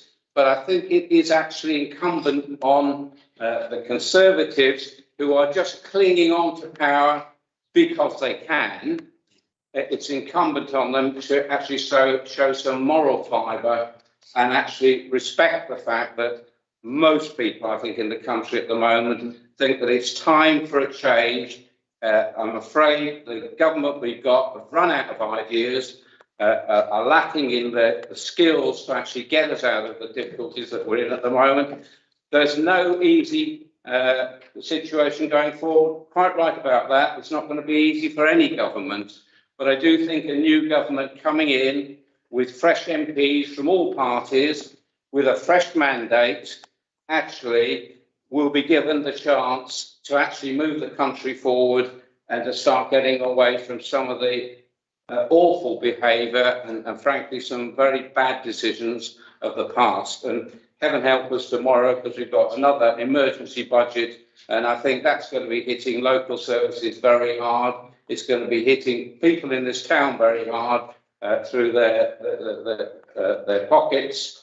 And I am seconding this motion because actually I think it is time that we've had a chance for people to actually vote in a general election.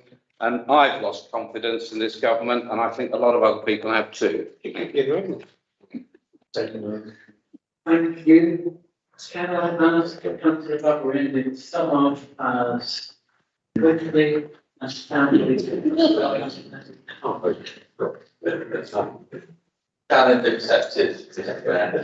I want to start by making, recognising lots of very personal comments have been made, I want to start by making a very personal comment about Councillor Everybody. I really admire the passion that everybody remarks. You touched on some subjects that are difficult to talk about and sometimes politically unpopular too. I really admire that, so thank you.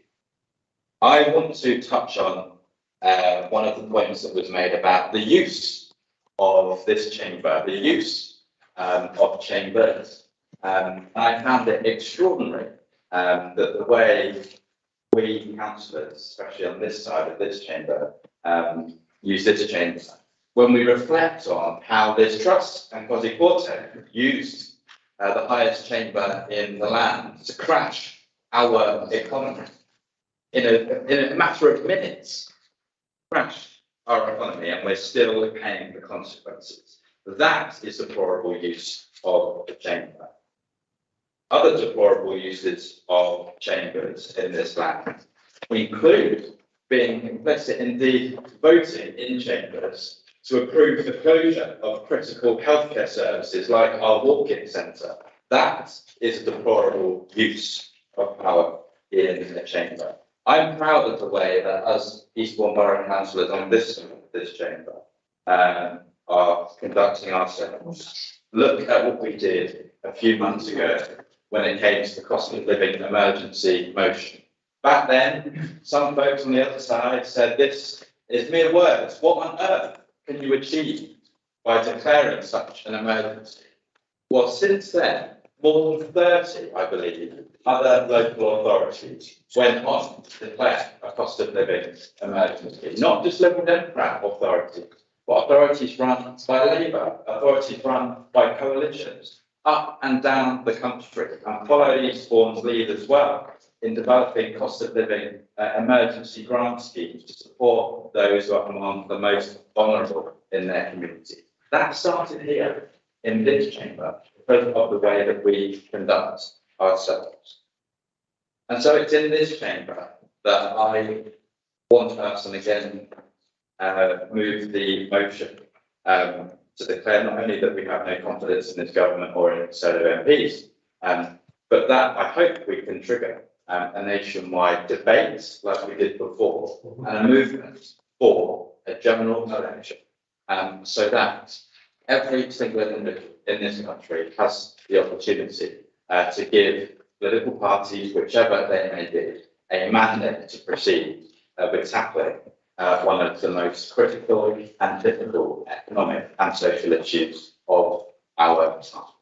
And shame on those who seek to deny the people of our town and the country the opportunity to do so. Thank you.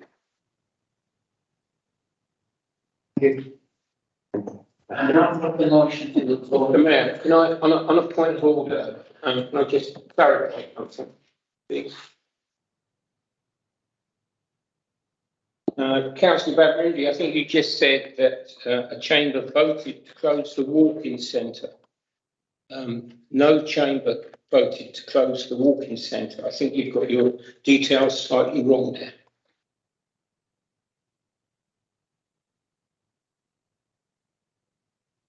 Thank you. And I'll put the motion to the vote on a show of hands. All those in favour, please show.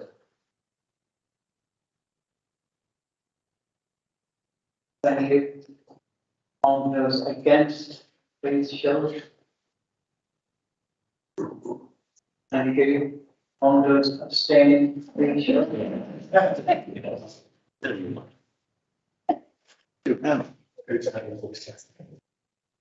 I never lost it, Jim. We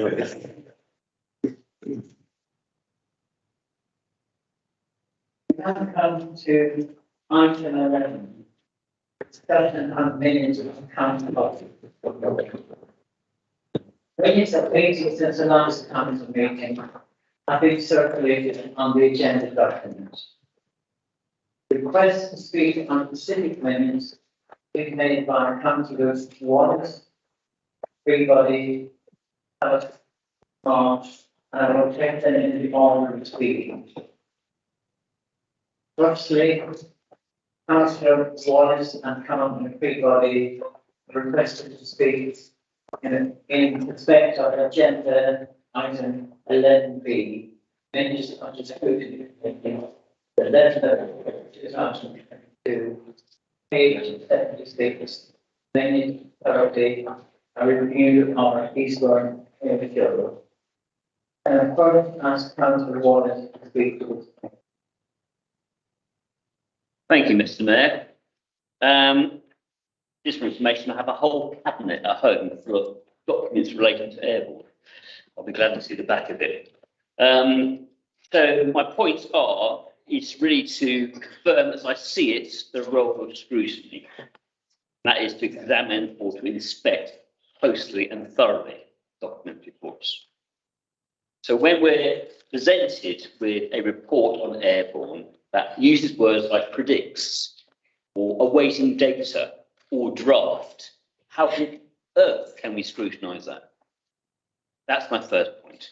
And even the subsequent document that came through the scrutiny committee, the minutes, use words like quantifiable data. We await quantifiable data.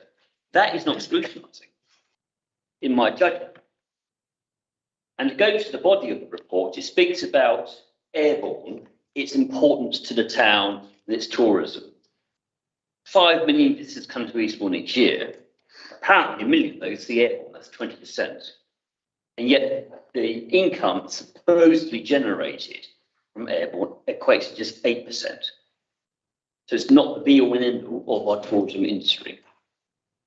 And I also question any business model that depends on a 4-day air show, particularly one that's susceptible to the weather. And I remember having a conversation with hoteliers years ago when I first got elected, requesting they make a contribution to airborne. At that time, they refused to. And their comments were, our hotels would be full in August anyway. That's not mentioned here either. But of course, you won't be surprised, my biggest beef is in relation to the environment. However you dress this up, about the amount of plastics you reduce or this or that, it's still an air show. How on earth can an air show be compatible with reducing your carbon? In this very chamber, we all voted to support a carbon neutral town by 2030. How can we then support an air show? And it may be, yes, we're working to reduce it. We're going to work to reduce the number of planes flying. If you had no planes flying, you dramatically reduce your carbon emissions. So we either are serious about the environment or we are not. And as leaders in Eastbourne, as elected representatives, we need to be sending out a clear message. We support carbon neutral for Eastbourne. If you're going to send out that message, you then can't sign off on an air show. It completely contradicts that and sends out the wrong message. If we're not going to take this seriously about reducing our carbon emissions, we can't expect our residents to. When we try and encourage them to change their habits, we can't rely on central governments. We have to do it from the bottom up. We see it time and time again. Boris Johnson, to his credit, was a Green Prime Minister. Liz Truss wasn't. This Rishi Sunak, I don't know yet. First of all, he is, first of all, he isn't. That's how we can't rely on it. Trump was opposed to any environment initiatives. Biden is. Trump may be back next year, we could be back to square one. So we can't rely on central governments to run the environmental agenda. We have to do it bottom up. So we really do need to get our act together in this chamber. And I'm really, really disappointed, both in Councillor Burundi and our MP. I have a horrible feeling this was a rush to get the air show for next year, without really due consideration to say, right, Karen Ansell's declared for next year, Councillor Burundi, I need to do the same. No. What I'd expect to see is we had an opportunity to stop it during COVID and say no more, there's no point in doing it. We're putting the environment first, but we chose to have it in 2022, and now we're going to be lumbered with it again. And I read an article from our MP, who I like and admire. I worked well with him as Mayor of Eastbourne. I've got no beef with Count Mountain, only at this point. I am delighted with the announcement that airborne will return in 2023 and campaign for it. Our carbon neutral commitment is important, but we must find ways to achieve this that won't decimate our visitor economy. Stopping there won't decimate visitor economy. I've just said it's only 8% of our income anyway. Okay, and if we don't change our habits on the environment, and what Karen Ansell is saying is don't change your habits, we're going to be going in a cycle of you know, heavy rains, record temperatures during the summer, to whatever we're suffering globally. We know the picture that's being painted by the impact of the environment. I'm just really wishing that this chamber leads by example. That's all I'm asking. Thank you, Mr. Mayor. Thank you. Councillor Freeland. Thank you very much, Mr. Mayor. This is something actually that we can do something about. As a borough council, we can change, we can make that difference. I was once at the scrutiny committee, I was chairing the scrutiny committee. Unfortunately, not due to my own design, I don't do that anymore. But I used to enjoy the scrutiny committee because certainly I know for myself and my fellow independent that we were very independent on scrutiny. We didn't go down party lines. We didn't go down group decisions. We took things on merit and looked at the detail before coming to a decision. Or we may actually ask the questions, and if we didn't get the answers, we'd ask someone to come back. We had a motion at the last full council meeting, Councillor Barbara, and you talked, actually, well, sorry, no, it's Councillor Holt, you mentioned it earlier, the Gatwick motion, which this side and me agreed that we wouldn't support this until it goes through scrutiny committee, because the job of Gatwick Airport, when we talk about carbon neutral, the main thing that wasn't captured on there was the planes taking off and landing at Gatwick. Is crazy. But as a council, a couple of years ago, as Councillor Wallace said, we agreed to carbon neutral by 2030. There's almost just 7 years left. How far have we come? Not far enough. And my problem here is we had a motion at the last council meeting, no, we need to look at the carbon footprint, etc. But now Airborne, well, don't worry about that. If you look at the scrutiny papers, as Councillor Wallace has already said, environmental impact, there's lots of data to follow. Fuel and smoke from planes, data to follow. Carbon offsetting, data to follow. Oh, the pilots have all gone there on electric vehicles. Oh, brilliant. Well, where's the electricity generating from? You might say, oh, it's 100% green energy. Well, okay, you're using energy, which means someone else is using energy that's not green. Okay, you know, you can greenwash things by saying it's an 100% green energy, because not everything is.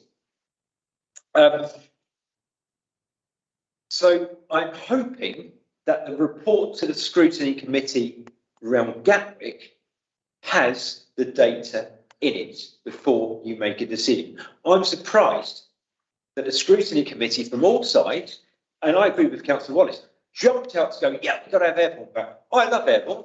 I've been quite a few times, on social occasions, shall we say. However, we have this hypocrisy.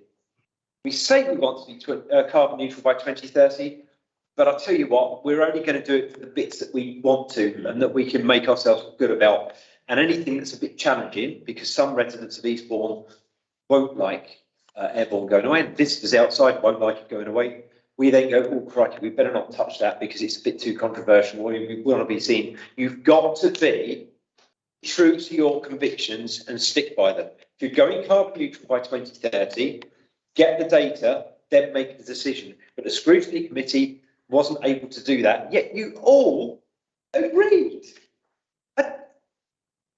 I have to question the role of the scrutiny committee if you're not scrutinising what's in front of you, and if the information in front of you isn't detailed enough or sufficient to give you a balanced opinion or an informed opinion of how you'll proceed, you should go back and say, can we defer this to the next meeting until, and you all had the chance, and I'm looking around, I can't remember who's on it, it's been a while since, you had the chance to do that, but you didn't.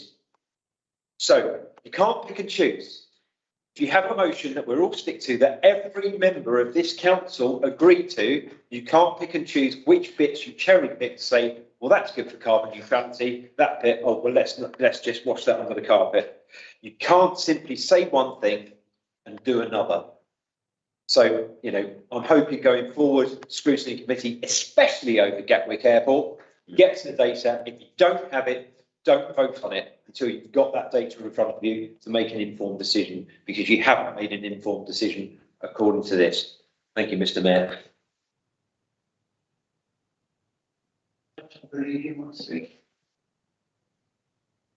Thank you, Mr. Mayor, and thank the past two speakers for their comments. I understand where they're coming from. I respect their views. I've said that in the past.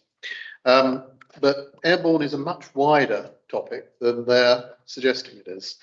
The results from airborne this year, every year it takes a while to get those results in. Financial results, the results in terms of tourist visits, results of how it operated.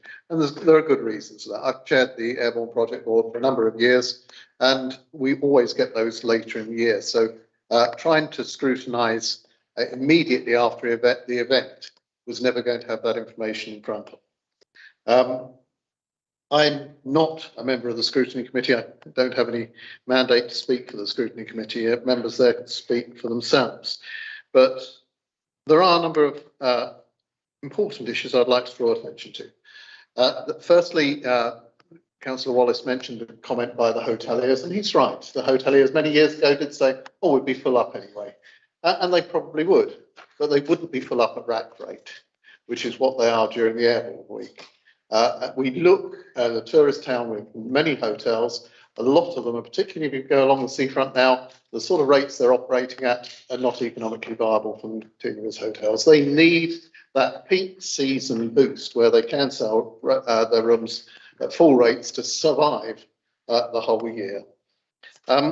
The carbon that's generated, it's easy to look in the sky and say, look at those planes up there.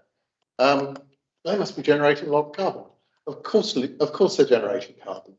But actually, the carbon footprint that they're generating pales in significance compared with the cars, the vehicles that come here for that event, or for any other event. So if you replaced airborne with another event, you're still going to get the cars in here. We need the transport infrastructure. And I know that councillors Freebody and Wallace support better improvements to our transport network. We need better train services. But the carbon footprint from cars is far greater. So if we're going to do away with an event, which is the key event to bring in money into our economy, we can't just replace it with something else that's going to bring the same carbon footprint or close to the same carbon footprint into the town for that event, because vehicles will still come in. And to be honest, if we were going to do that, we're a tourist town.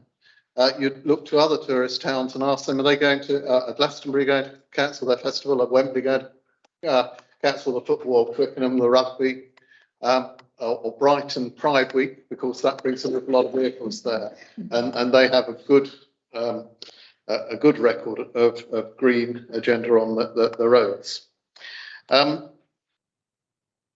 Another big polluter in terms of carbon footprint, that we suffer from air quality issues in Eastbourne because of shipping, and the amount of shipping that comes through the English Channel contributes massively to that. And if holidaymakers were not coming here, what would they be doing? A lot of people come to Eastbourne, or residents here stay in Eastbourne, because their holiday is built around the Airborne Week. If it wasn't here, they may well be going and flying away to other parts, and the net carbon footprint would be greater than if they're staying here enjoying the planes that we put in the air. And many Eastbourne residents as well, and we talked earlier this evening about the cost of living crisis, their holiday is built around that week. It's a free event that children and adults can enjoy. It's something that Eastbourne residents and many Eastbourne residents tell me they enjoy. That's why when we saw the bucket collection, people are putting 10 and 20 pound notes into those buckets. That's why the hoteliers and other businesses in the town, realising that we had said if it couldn't be cost neutral this year, it wouldn't be repeated in 2023, came with sponsorship. So for all of those reasons, I'm glad that a decision's been made for next year. You can't delay it, because people want to book for next year now. You've got a year now, you can decide whether it's a 2024. You can take on board the comments that councillors Wallace and Freebody have made, and scrutiny can, of course, if they so determine, look at that again. But I'm glad we've got a 2023 event. Thank you, Councillor Barberini. Thanks, Mr. Mayor. I'm a member of the Scrutiny Committee, and yeah, wanted to share a little bit about our discussion and some of the things that sat behind it. I have a lot of sympathy with arguments that have been expressed on all sides, which is why when the proposal, the motion came forward to be voted on, when it became clear in advance, it was not satisfactory to me.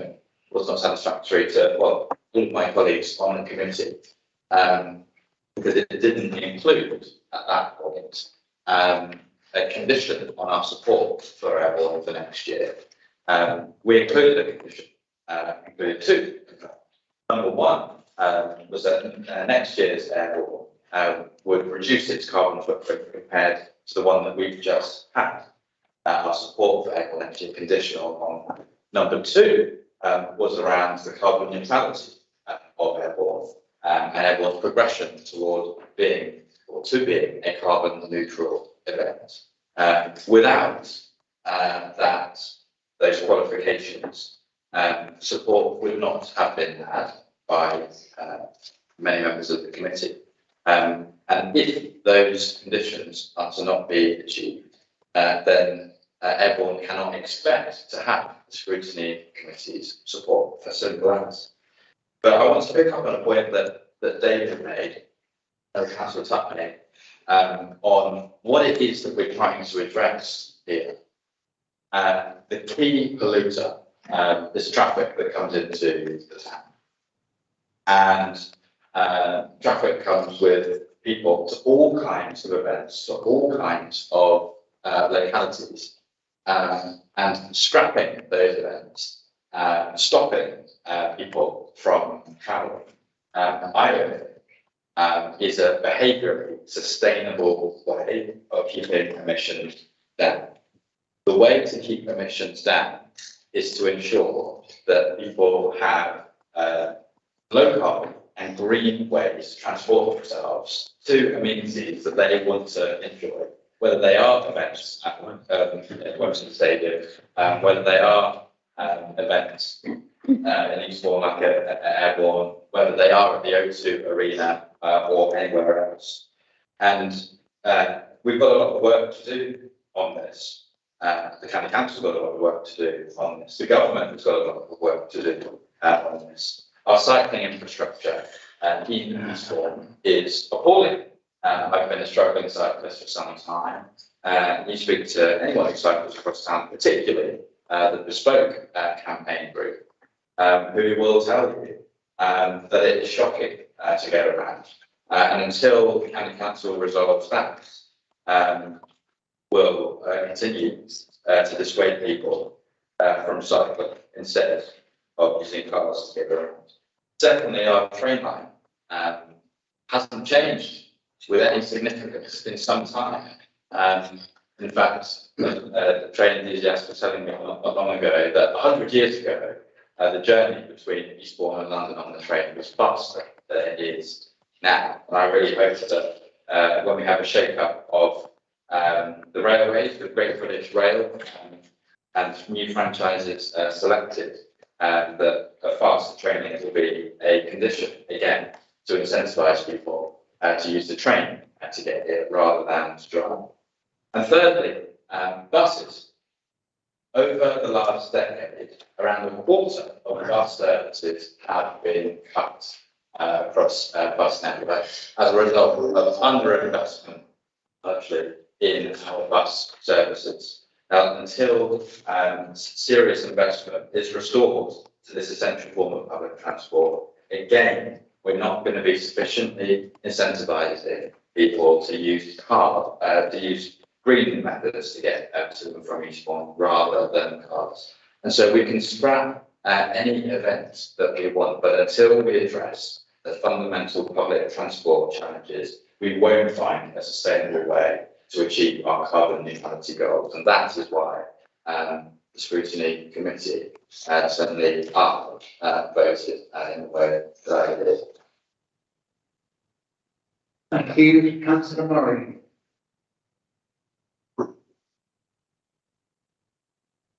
Having been on planning for 8 years, 10 years, I think, what people think will happen is always a lot worse than what the reality normally is. And that's one of the things that we have to deal with around some of the green issues. We also have to consider the fact that if we pull the economic drivers from the town too quickly, we've all seen what happens in central government when that happens. Liz Truss came in with these grand ideas about what she was going to do to sort of try and improve the economy. Pulled everything far too quickly, the economy crashed, and everybody was in trouble. As a responsible council, we have to take those things into consideration as well. Everybody knows you cut me through the middle of the green. You know, I'm super behind everything that we're sort of trying to do within the council. But we also have to take the responsibility of making sure that we do these things sensibly and at a steady pace as well. So the bigger picture for us as a council is to make sure that we're sort of looking at all of the different things that we need to be able to do, talking about the infrastructure, talking about the town centre. In the town centre, we're looking at improving the bus routes, improving the cycling, improving the town centre pedestrianisation. In construction, we're looking at, as a council, we're leading by producing houses 40% above the standard build practice within the town. I'm sorry, within the country. And we're also doing exemplar projects with people like Boutique Modern, where we're getting houses of almost passive standard, which we're then giving into our rental market for the council houses themselves. Solar energy is another thing that we need to be looking at as well. We've got a solar summit this Friday coming in the Welcome Centre. We've got a huge amount of really good speakers, and as the momentum is built on that, the people who we didn't invite have asked if they can be invited. You know, this is an important subject. We are the sunniest place in the town, in the country, which we should in itself.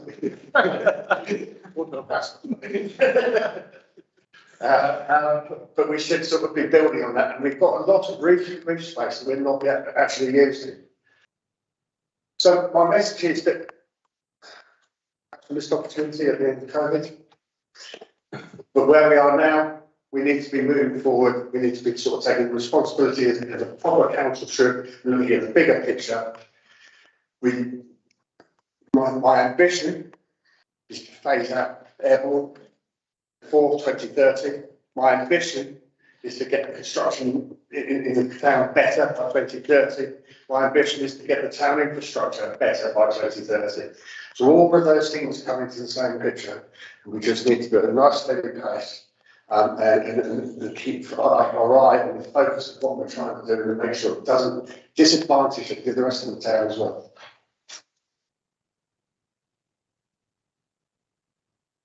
Thank you. Now go on to item 2. Councillor Touch and Councillor Smart have requested to speak in respect of agenda item 11F. Minutes of the Cabinet, 10th October 2022, page 93. Minute 28 of Eastbourne Borough Plan, Borough Strategy Consultation. Councillor, I can first ask Councillor Tapp to speak to this item. Thank you, Mr. Mayor. Earlier in the evening, we spoke about the time frame for the local plan. This item concentrates on the detail that we're going out for consultation on within that local plan. Local plans are something that are erected by national government, as we heard in the last debate. They tell us what we have to do. And they tell us that we have to have land allocated for a variety of purposes, for obviously for business, for employment, for recreation, for facilities such as schools, hospitals, and also, and very largely, for housing. And the government has said that Eastbourne has to have enough capacity to build 728 houses per year, right the way through the length of this plan. I, as leader of the council, have said I think that that is bonkers. I make absolutely no apology for that statement. We have the sea to the south of us. We have the South Downs surrounding us. We have vital environmental land at the centre of our town.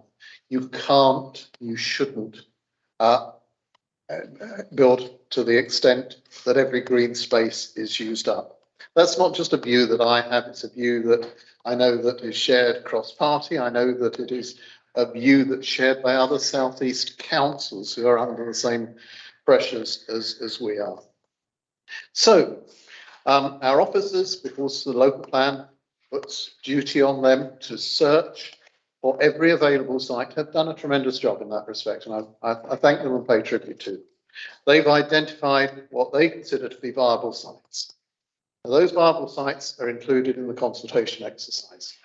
But now we have the ludicrous position that I, as leader of the council, have to put that plan out to consultation, but I personally will be opposing elements of the plan. I will be writing in to object to parts of our own plan. And I would encourage every resident of Eastbourne to look at those sites that are going out to consultation and to feed back their views, because only if they do so can we have the evidence to say to government, what you're requesting of us is a step too far. In fact, it's many steps too far. Some of the sites are good sites and they make sense. And we're not against building. We know that we need homes for particularly our young people who are finding it difficult to get that first step on the ladder. We need affordable homes. We need social homes. But on brownfield sites, not on our greenfield sites. Some of the sites that I'm concerned about, which are under threat, sites on our seafront, like Fisherman's Green, sites within my own ward, or near Pevensey levels, or the East Langley levels, the land to the northeast of St Anthony's Hill, sites in Sovereign Harbour, where we promised cross-party the residents in Sovereign Harbour that there wouldn't be more than 160 new homes when we looked at all the sites. And sites in Meads, which are the former Brighton University sites. So there are sites there that I believe that as councillors, it's our duty to fight, to keep and to protect. I hope that on this issue, we can go forward hand in hand on a cross-party basis, including our independent members, and fight to protect what is environmentally right for Eastbourne.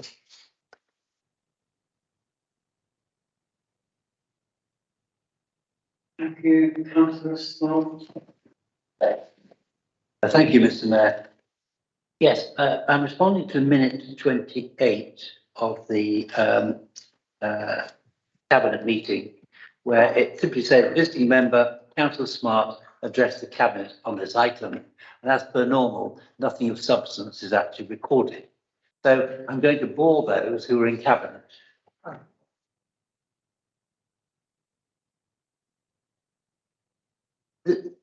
David Tuck and I have a lot of agreement. I think back over 3 years ago to July 2019, when I attended a couple of local steering group meetings with him, I think we agreed on a lot. The growth strategy consultation presented tonight, or at the Cabinet, is remarkably similar to what we were discussing 3 years ago. My issues are probably about timetable. There's more detail on science, but why did it take so long? The rules remain the same, despite my and many others' very active campaign to ministers for change, particularly on the standard method or mutant algorithm based on flawed population statistics, not fit for this purpose. I've been to the ONS, but they put caveats on them. Over 10 years between censuses, the population of Eastbourne only increased by 2.3%.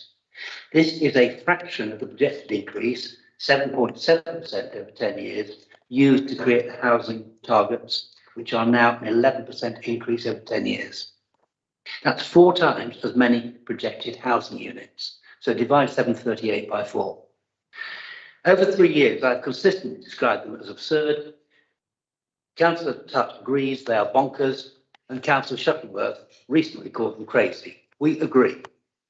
So the differences are a little bit more sophisticated. And in terms of the previous motion that we discussed, my issue was about time frame. And it is right for the leader of the opposition group to point out that 7 years is far too long. I do recognise the environment under which it is created. But it is wrong of Councillor Tutt to say the government has said we must create 738 houses. That is only a starting point. It is more sophisticated than that. A draft local plan to be discussed with the planning inspector will significantly reduce the numbers demanded as it was before.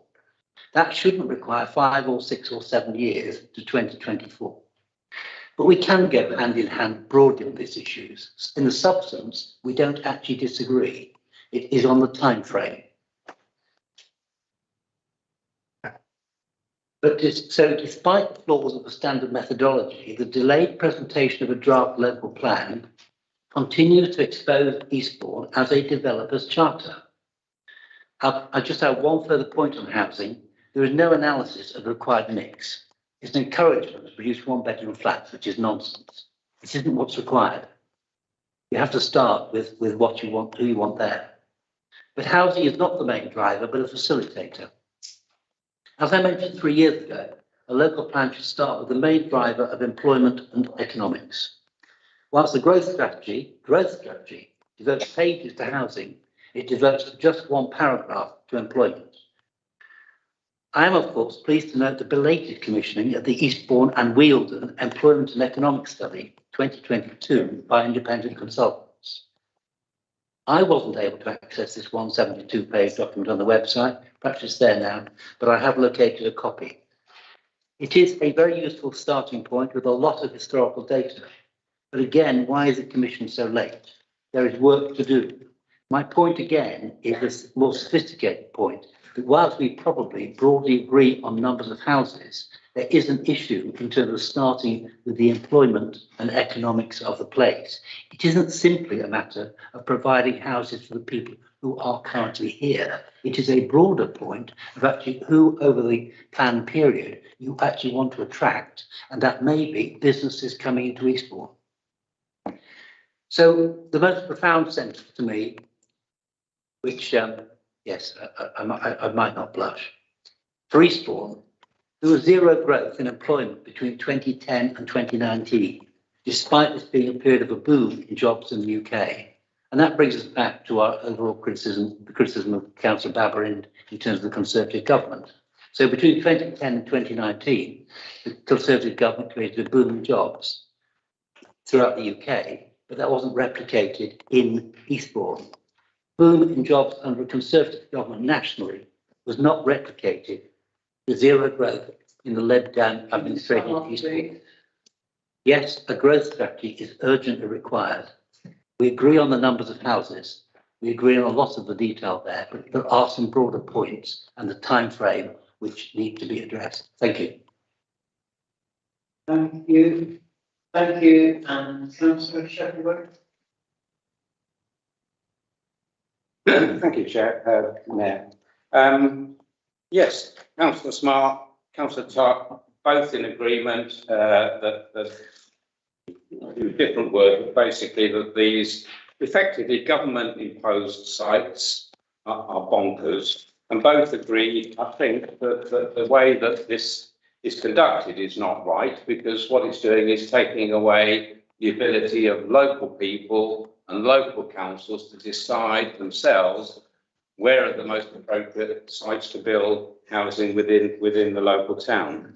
The area where we differ is that over the last few years, we have been pressurising to get rid of these government-imposed targets, and sadly, your party, the Conservative Party, nationally, have continued to impose these targets and continue to flex their muscles through the planning system to the extent that local planners, local elected members know that if they refuse planning permission on some sites, that it will go to appeal, and then the local council will be penalised financially in that situation. So there is a lot wrong with the system at the moment.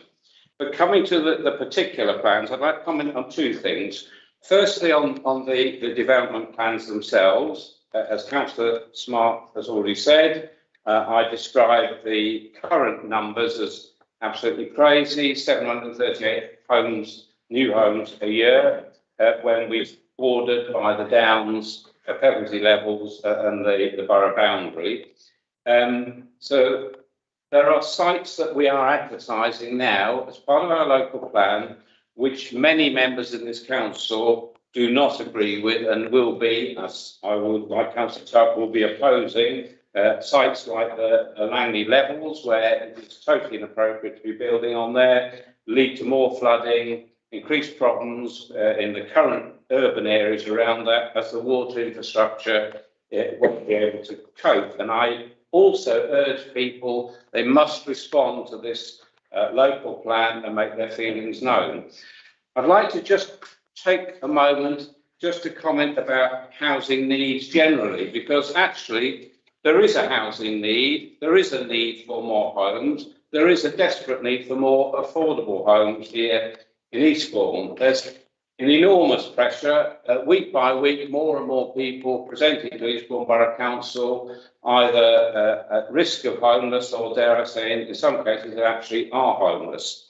And that puts pressure on providing the emergency accommodation, and obviously more and more pressure on the need for more homes.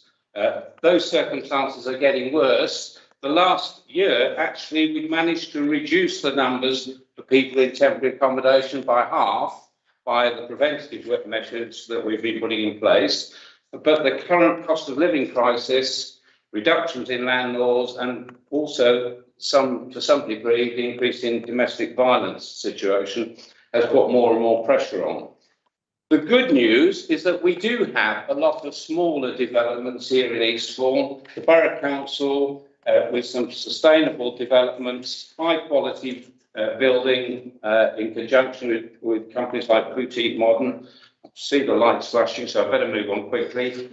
The point I wanted to make is our biggest site, Bedfordwell Road, where we want to build 100 affordable houses where we're shovel ready, ready to go. We just need the government in the form of Homes England, or dare I say the Levelling Up New Homes money from the brownfield sites. We need that money now from government to get on and build 100 affordable houses at Bedfordwell Road, which is a brownfield site, an urban site, and the only thing that's stopping that is getting the government's share of that money, which they are always give towards these sort of new developments, but there's a hold up at the moment.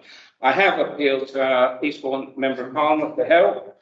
As up to now, she hasn't been able to do that to help in getting that money. But I'd just like to reiterate now that we would want to work in conjunction with yourselves, the opposition, and indeed with our Member of Parliament, to try to get that money released so we can get on with the Bedford Road affordable housing. Thank you. Thank you, Councillor Murray. Thank you. Speak on this, but especially as it starts to advance. So we have the local plan steering group, which discusses about how we're going with the local plan. The Conservatives have a seat on that board. I'm fairly certain Councillor Smart is in there, but he's been in there so infrequently, I can't remember how many times he's actually been there. And he's been told a number of times that the reason why the local plan is stalling at the moment is because of central government. You know, we've instructed the officers there to go as quickly as they possibly can to get this on the table for us so that we can get this moving, so that we're in more control of our own planning. And the reason why we're pushing for that is because central government is taking away all of our control of central planning. You know, it's so infuriating for us as members sitting on the planning, sorry, not the planning. Local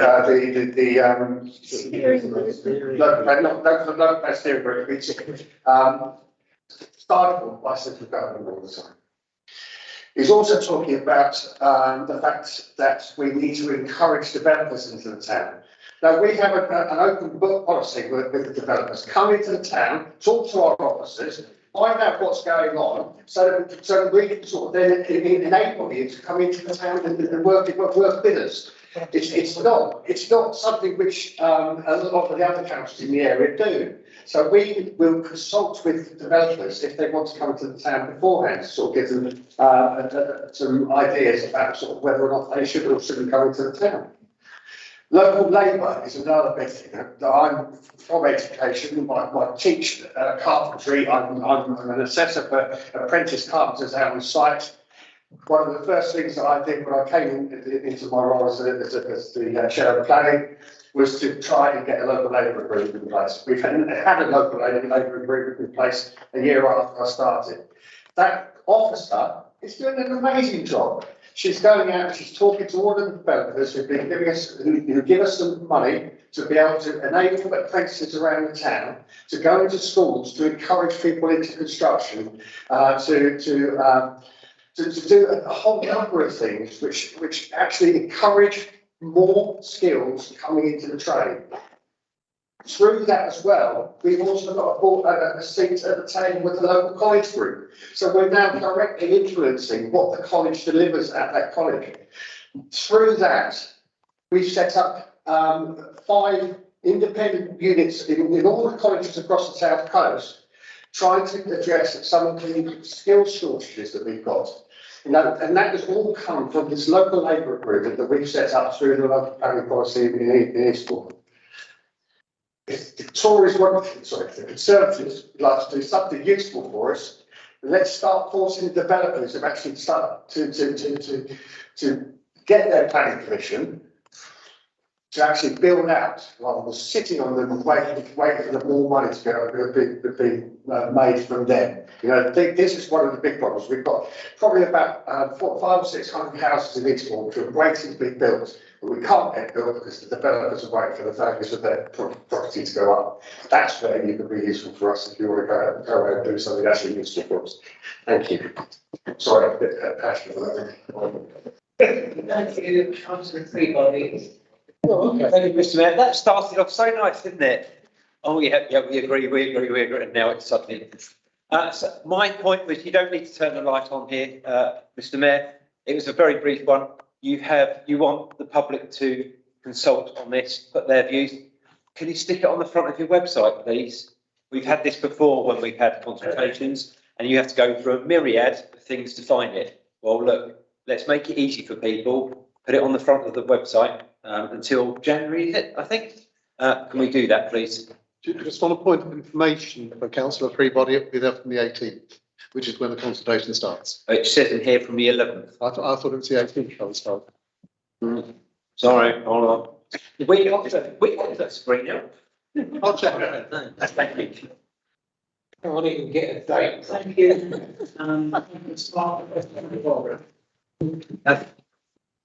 Thank you, Mr. Mayor. I wouldn't use your kind invitation to make the point of order, but I think I just wanted to correct Councillor Murray, because all his conversation was about developers. When he referred to me referring to developers, I wasn't. I was talking about employers. I'm talking. The problem about when you start talking about housing and developers all in that box, and what I'm saying is it's a much wider issue and start with employment and employers. Thank you. Thank you. Your hand up.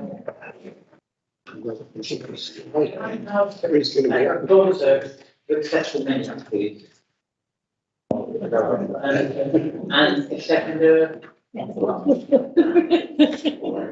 We vote comments. Three.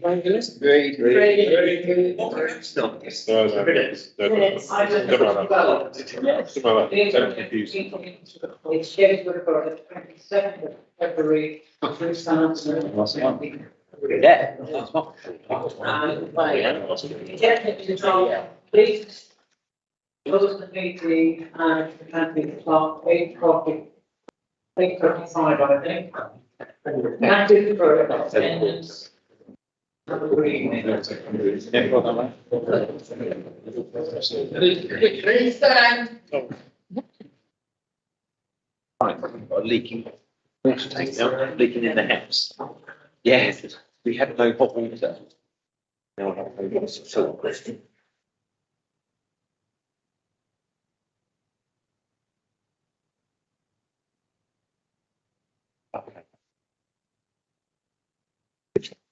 No,